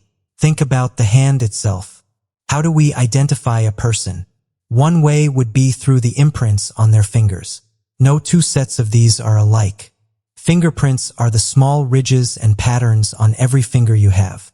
These friction ridges are present on your fingertips, palms, toes, and soles. They are also known as dermal ridges. Fingerprints have long fascinated people. It's caused some to look deeper into this and even study hands. The fingerprints formation has been compared to our own ID. They are given to us when we begin life in the womb. Depending on where you read, some have claimed that only 1 to 3% of people have an X marked on their palms. It's rumored that Alexander the Great was fascinated by these markings and would even study the hands of his military officers. Some researchers have said that certain behaviors can be attributed to the markings on one's hands, although it's important to note that this isn't backed by science. The markings of an X on someone's hand is said to be a sign of strength and greatness. It's also noted that those who have these markings are destined for greatness. Research that was allegedly conducted by Moscow researchers found that people with an X symbol were far more confident than others, and when put in a room full of people stood out more. Interestingly, it's noted that both Vladimir Putin and Abraham Lincoln both had this marking on their hands. This symbol has also been linked with people of higher intelligence. However, some have said this isn't based on facts and the markings on our hands are just random. Interestingly, it's also been pointed out that around 0.5% of people have a simian crease, which is described as being a single straight line that goes across someone's palm. Oddly enough, many people who have this deep line include those of politicians. So what do you make of this theory? Do you think there's any truth to it? Or do you think it's just random? Also, do you have an X on your hand? 2020 has been an interesting year. Various events have played out, but the most recent ones are mysterious objects being seen in our sky. Many people across the planet have reported that giant objects can be seen in our skies. So far, these objects have been seen in many countries, some of which include the United Kingdom, Iceland, the United States, Australia, India, Greenland, Mexico, and many others. Interestingly, some of these objects don't appear to match objects they're usually seen, for example, meteorites and other space debris. Recently, though, more and more people have been watching and recording the skies, and this has led to some interesting things being photographed. One of the most recent ones that's made its way online is this photograph. Various people have said that they've seen something similar to this in the sky over the past month or so, and although it's been suggested they're meteorites, others have said this isn't the case, with some individuals saying these objects have stayed in the sky for a few hours and then seem to suddenly vanish. Others have described these objects as looking strange and even zigzagging in the sky, with some residents saying they're able to change direction and then suddenly fly away. Due to these strange behaviors, it's caused various theories to be put forward. Some have said they are natural phenomena, while others have gone down the route of saying they're unidentified flying objects or linked to the military. What's interesting about these reports is that it's not just happening in one location, but rather all across the planet. One resident in the United Kingdom said they saw something similar to this object, and that they were watching it for around 20 minutes.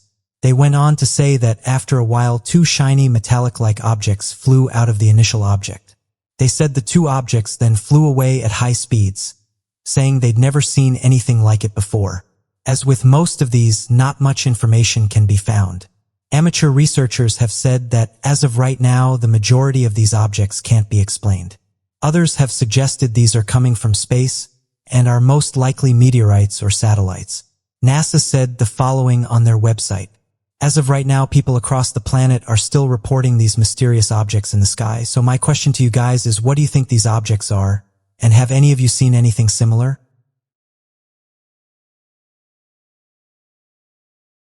Back on the 18th of April in 1955, shortly after Albert Einstein's passing, a strange event took place where the body of the renowned scientist was moved to the Princeton Medical Center.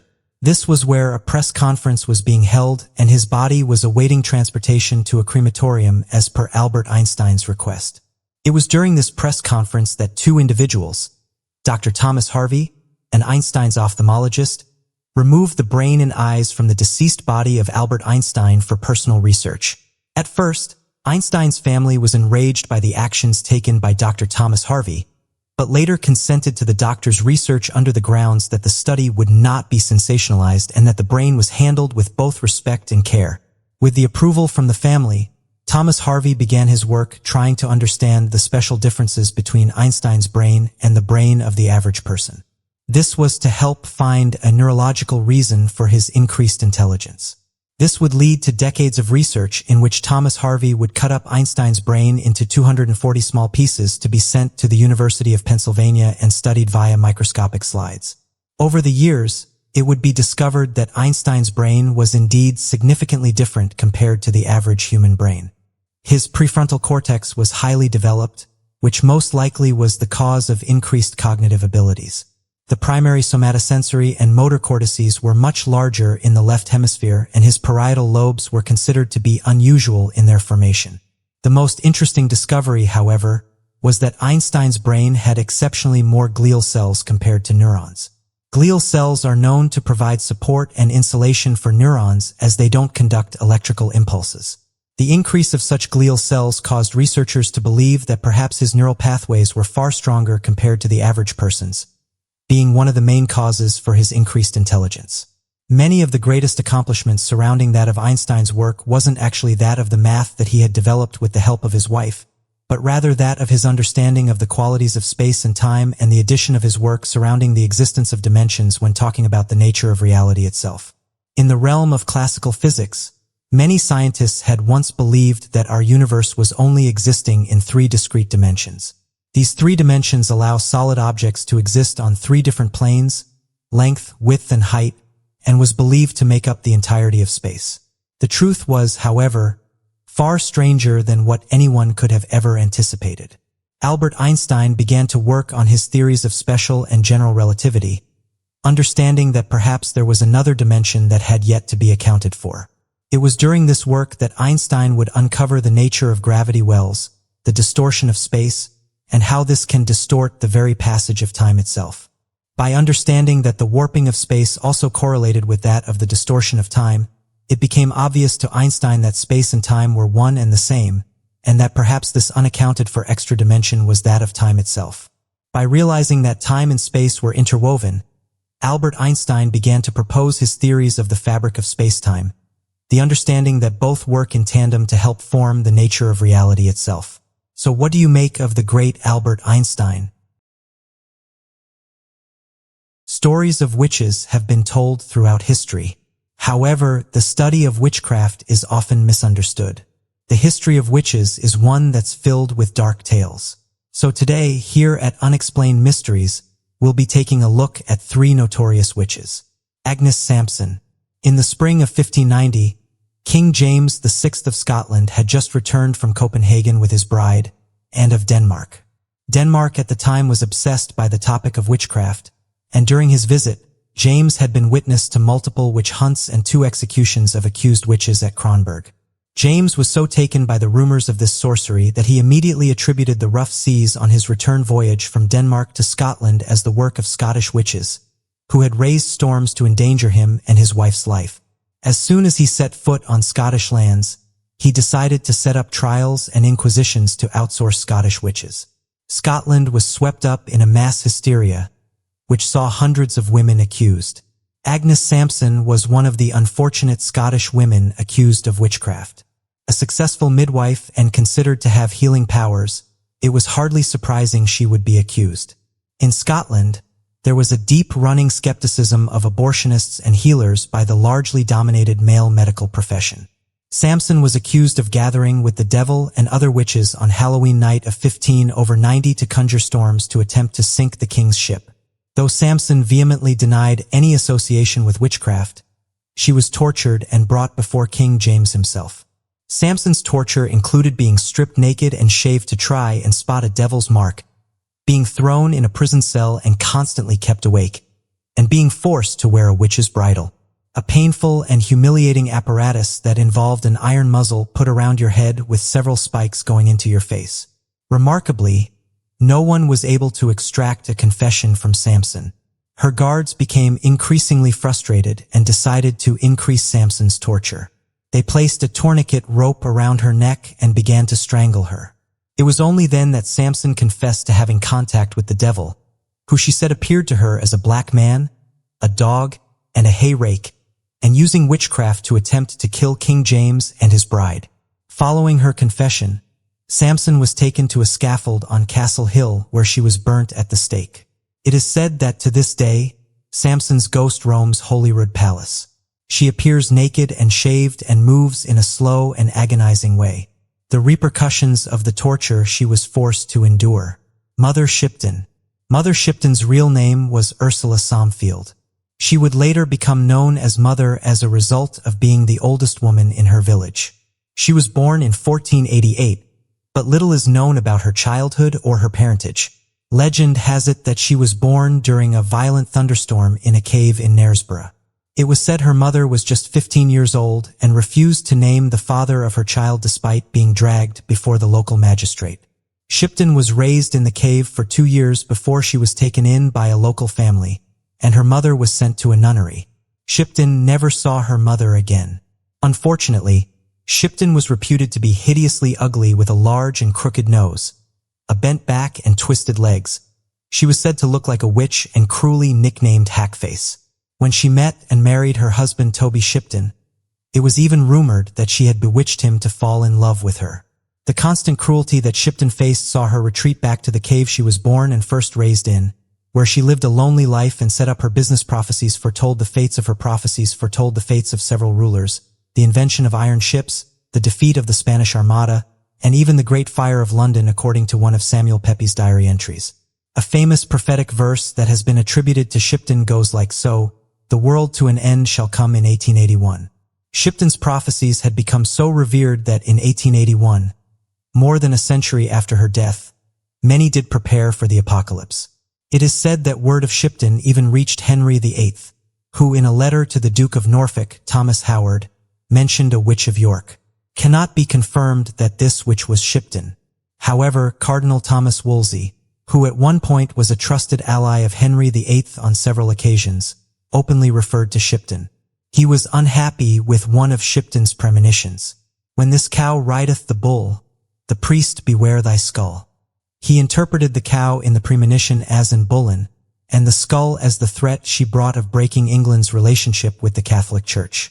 Wolsey grew so frustrated with Shipton that he threatened if he ever visited York, he would have her burnt on the stake for witchcraft. It is worth noting that many struggle to verify Shipton's prophecies. Her prophecy relating to the end of the world in 1881 was said to not appear in print until well after her death in 1862 and is believed to actually be the work of Victorian editor Charles Hindley. Agnes Waterhouse. Agnes Waterhouse was the first woman to be executed for witchcraft in England. Her execution took place in 1566 after Henry VIII had passed the first legal act against witchcraft.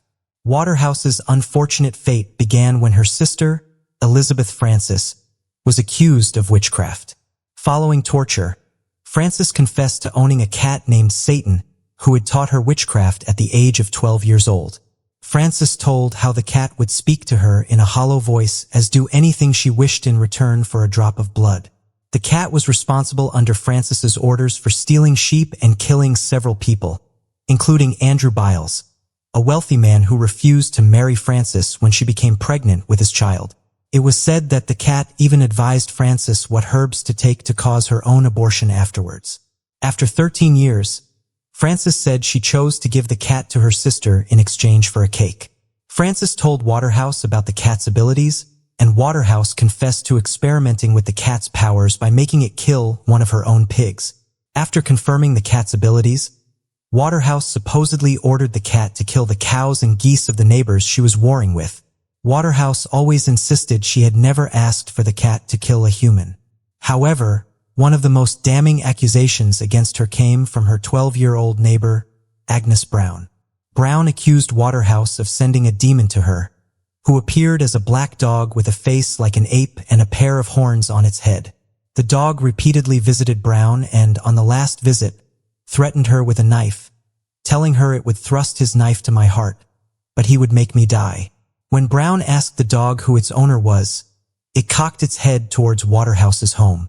Alongside the accusations put towards Frances and Waterhouse, Waterhouse's own daughter, Joan, was also accused of witchcraft. Joan testified that the cat had once offered to support her in any deed in exchange for her soul.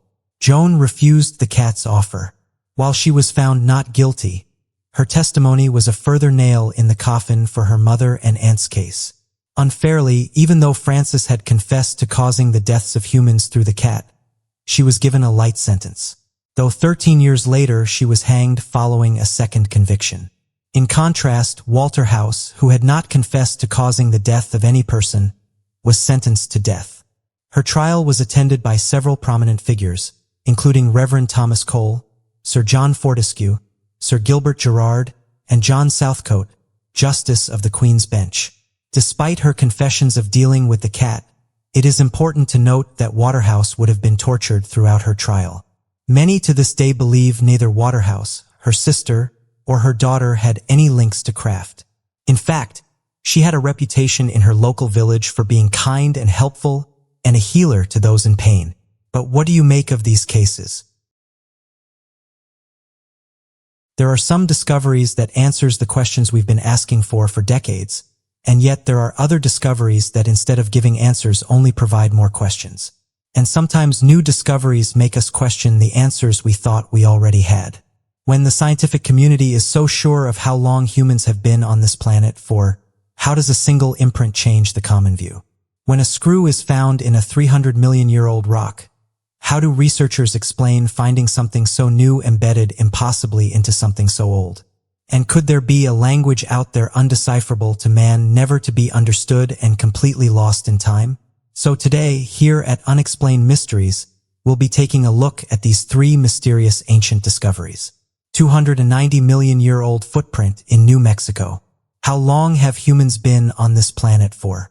The most commonly accepted answer from the scientific community says around 200,000 years, at least in our modern anatomic form, with perhaps our bipedal ancestors harking further back in time to 6 million years ago.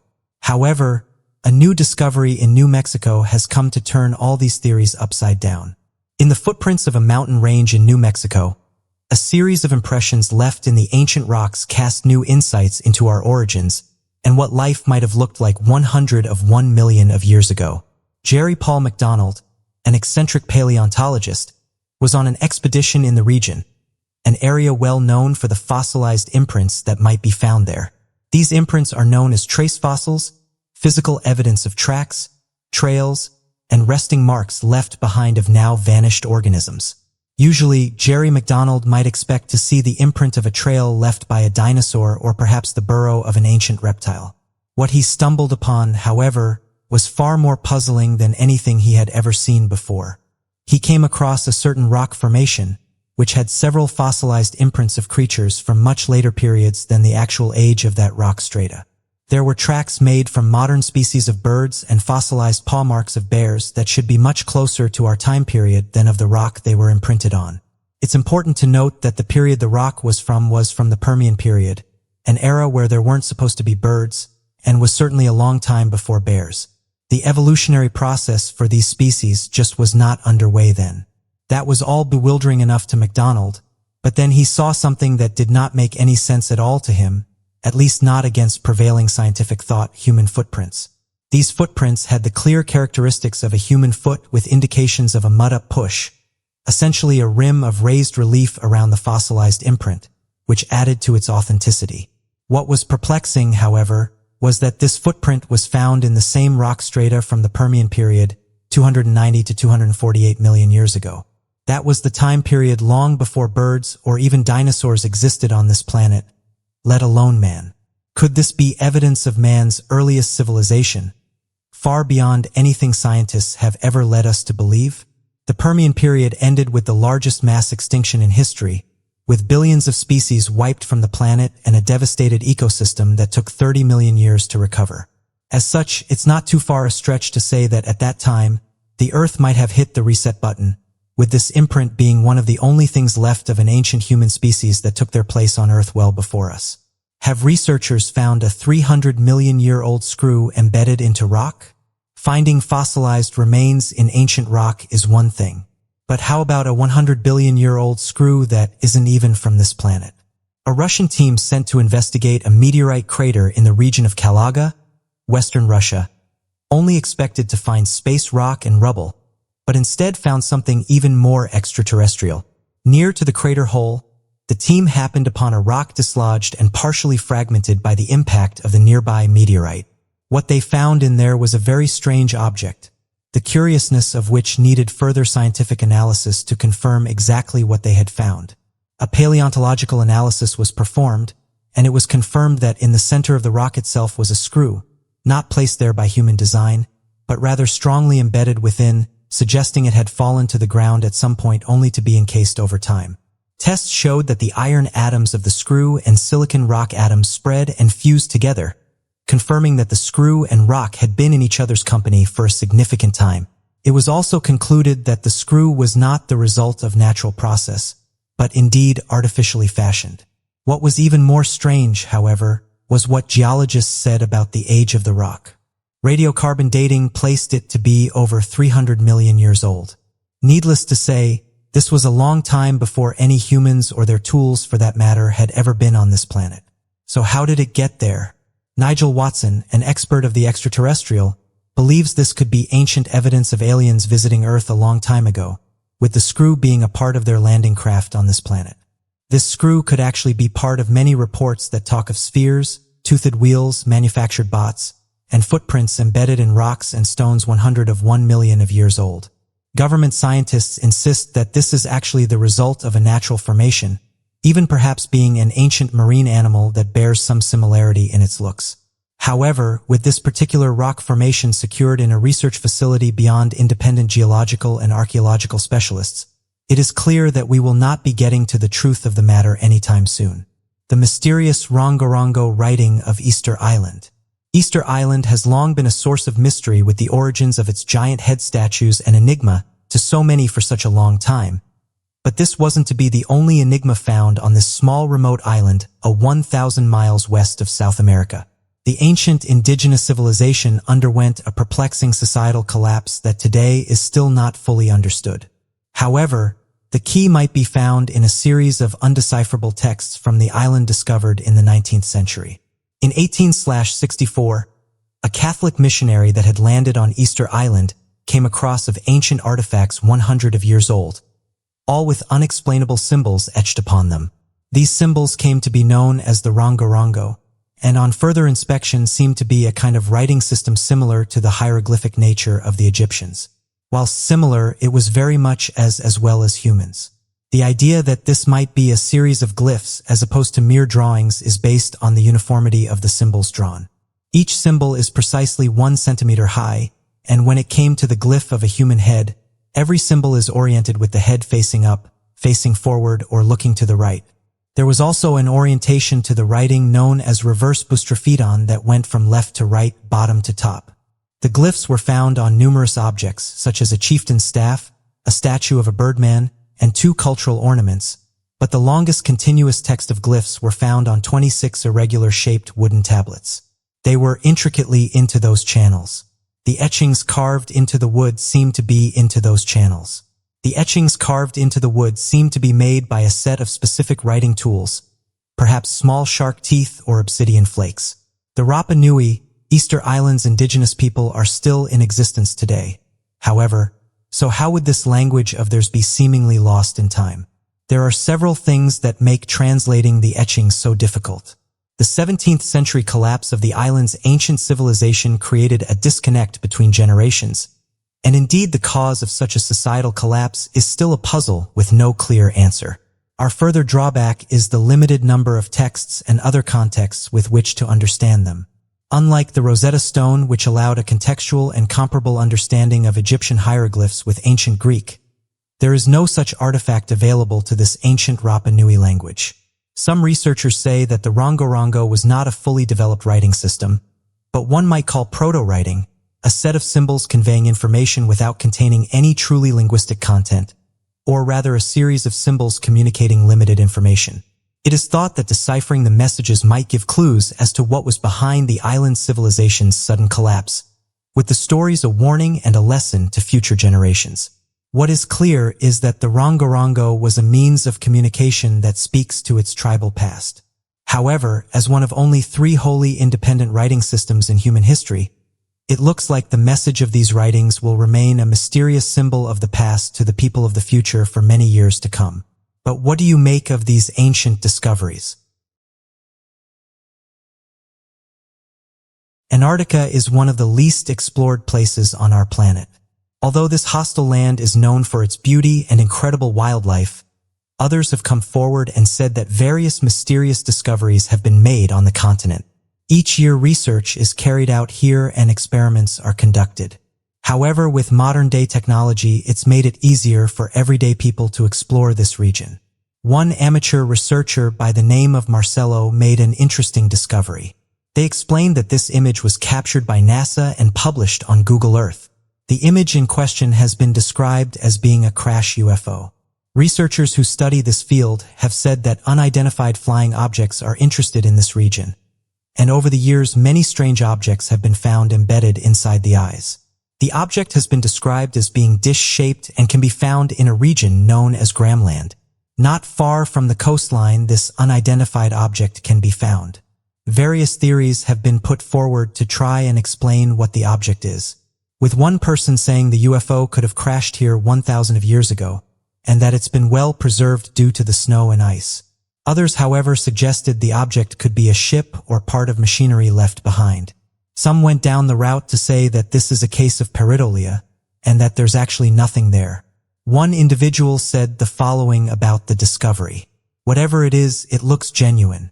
It does appear to stand out from the rest of the environment, suggesting that it crash-landed or was left there by someone.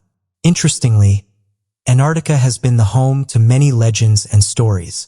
Around the world we find evidence of pyramid structures that have often challenged our modern notion of the age of humanity and the technological and developmental might of our early civilizations.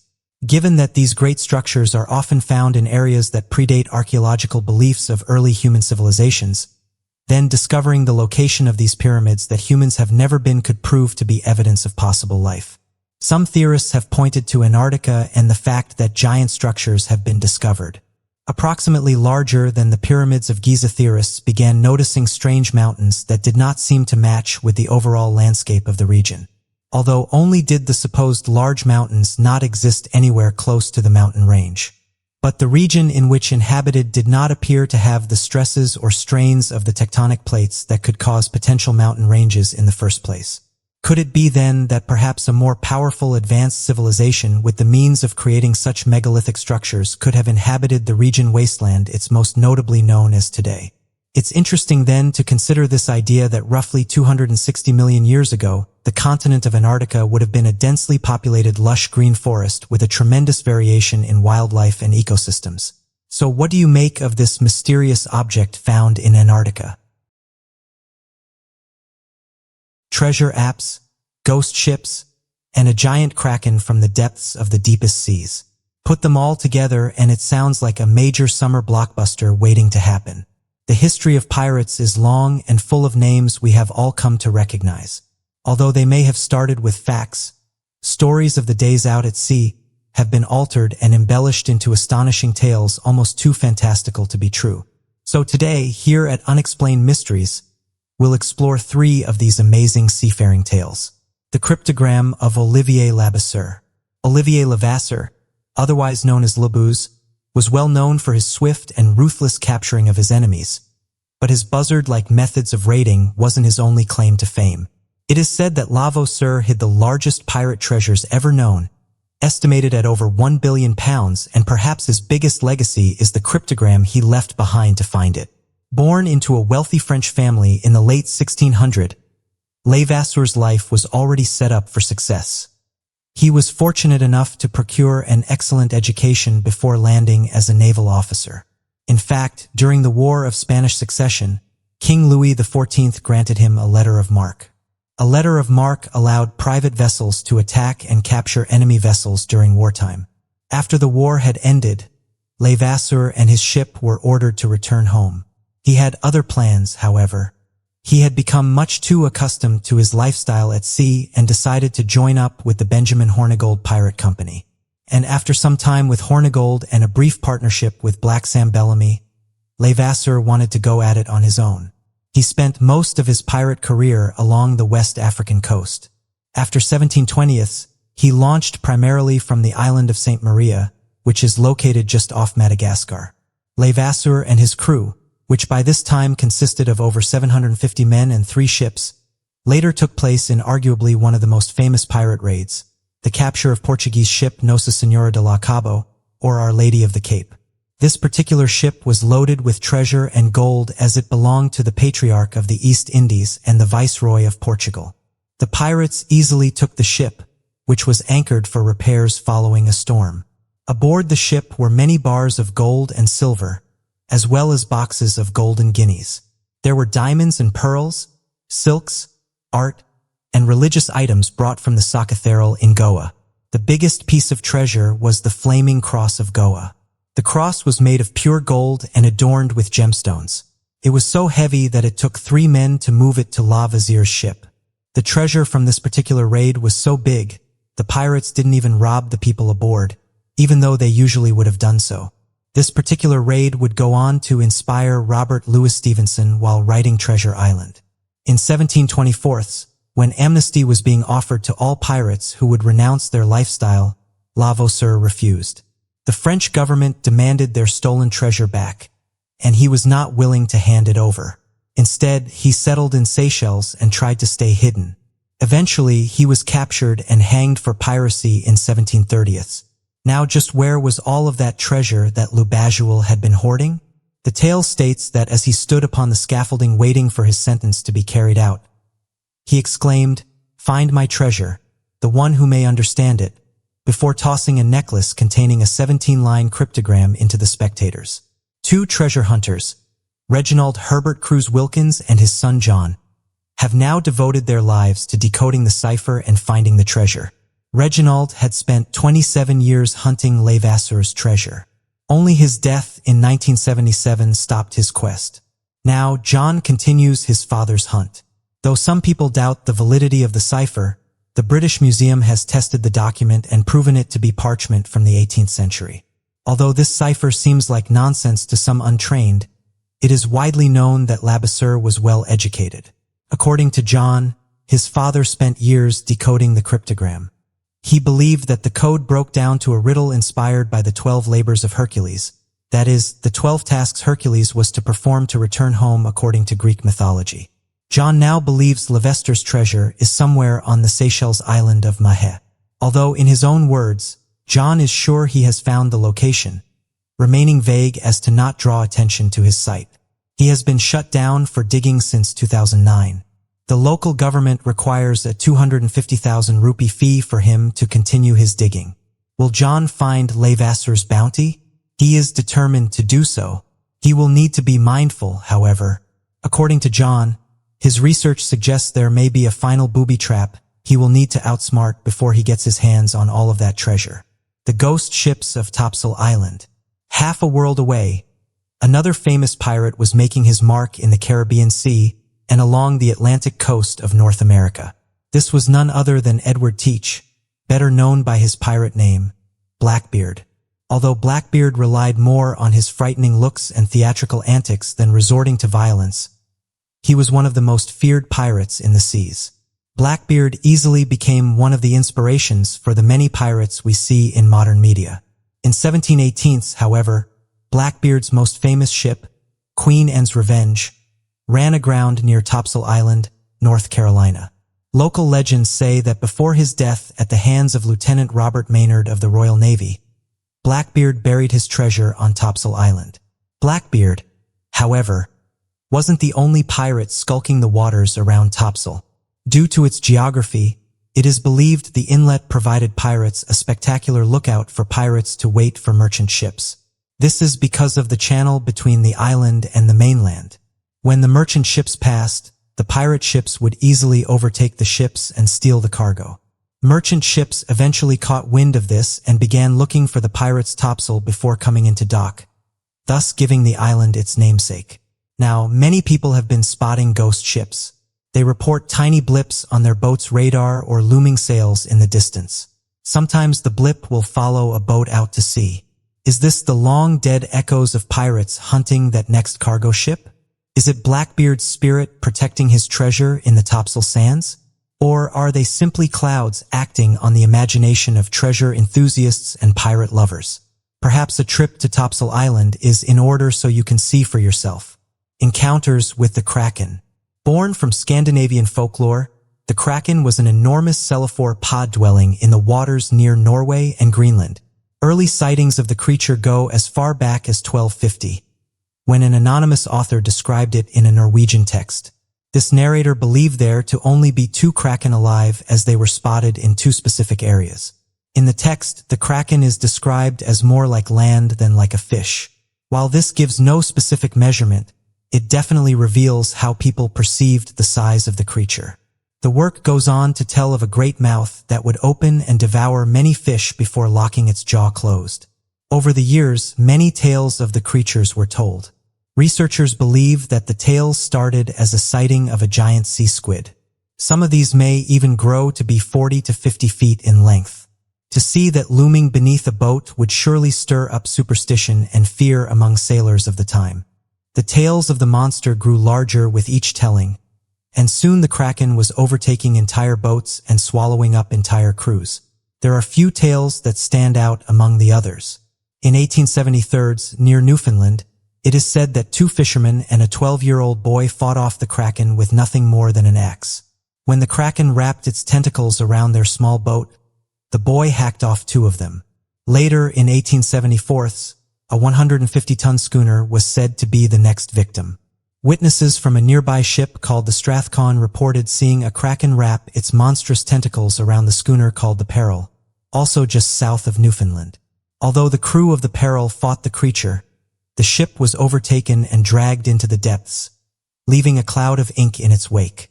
The Strathowan moved in to rescue the crew that miraculously survived the attack. Are all of these just tall tales and folklore? Maybe. Science seems to prove the tales do stem from some fact, however. It is widely accepted that large squids do exist in the dark waters of our oceans. In fact, in July of 2012, the very first video of a giant squid had been captured. Although the video shows only a 30-foot squid, the largest one on record was a whopping 55 feet long. The Kraken is just one of the many myths spawned from the unknown. A giant squid sighting, oral folklore sparking fear in the hearts of sailors, 100 of years of embellishment. Although they are not swallowing up entire ships, it's safe to say enormous mysteries are swirling around in the dark corners of the unexplored oceans. But what do you make of these oceanic mysteries? The thought of there being alien life is an interesting concept. Although there's some that don't believe in alien life, others are certain that with the vast amount of planets littering our universe, there's a very high chance that alien life can be found on some of them. This has caused some interesting conversations in recent times, with both scientists and researchers making some interesting points to back up their claims. Recently, an Oxford University instructor has made some interesting and bold claims. Dr. Young-Hae Ji, a Korean lecturer from the Oxford Institute, has claimed that alien life may be on our planet right now, and even goes on to claim that they may be experimenting on human beings. Theorists over the years have put forward different theories in regards to aliens, and one is that our world isn't ruled by humans, but rather aliens who have the final say on everything. Dr. Chi claims that alien abductions are very much real, and that they've been doing this for genetic manipulation purposes. He believes that these aliens are using humans to breed with, thus creating a super hybrid. This new creation would be able to survive harsh conditions and would be the best of both aliens and humans. Taking a dark turn, the doctor then said that aliens are doing this without people's consent. Interestingly, he claims there is a direct correlation between alien abductions and climate change, suggesting that these new hybrids are much more suited to this new climate. The doctor went on to say the following. One possibility is that they find our DNA valuable for preservation of the stark. Secondly, to create species which can survive in future climate conditions. Thirdly, some abductees report that these hybrids are of a very high intelligence. The doctor then goes on to claim that there are different species of aliens on this planet right now, saying that one species looks like an insect and the other is more lizard-like, having snake eyes and scaly skin. Interestingly, people who have been abducted over the years have described similar-looking creatures. The late Dr. Stephen Hawking even came forward and said that alien intervention could happen. In fact, the late research scientist claimed that alien contact would most likely occur within the next century, if it hasn't already, and further explains that if we encountered an alien civilization, the meeting would be similar to that of Christopher Columbus first encountering Native Americans. He further goes on to warn us about the potential disaster of trusting an alien species and explains that not only should we remain vigilant, but that an advanced race would have other motives that may be unpredictable. This is given their technological development and superior intellect, claiming further that any intelligent alien species could not ever be fully trusted. This is an interesting prediction and may be the case over this next century, as developments in spaceflight technologies are being worked on and made, along with the fact that new reports of alien technologies keep surfacing. The Disclosure Project has already been responsible for the disclosure alien investigations, and further findings have been made, including the recovery of a broken piece of alien spacecraft that was recovered by Linda Moulton Howe, which has caught the attention of both NASA and the Department of Defense. So what do you guys make of these combs by Dr. Young-Hae Chi? And do you think there could be alien beings on this planet right now?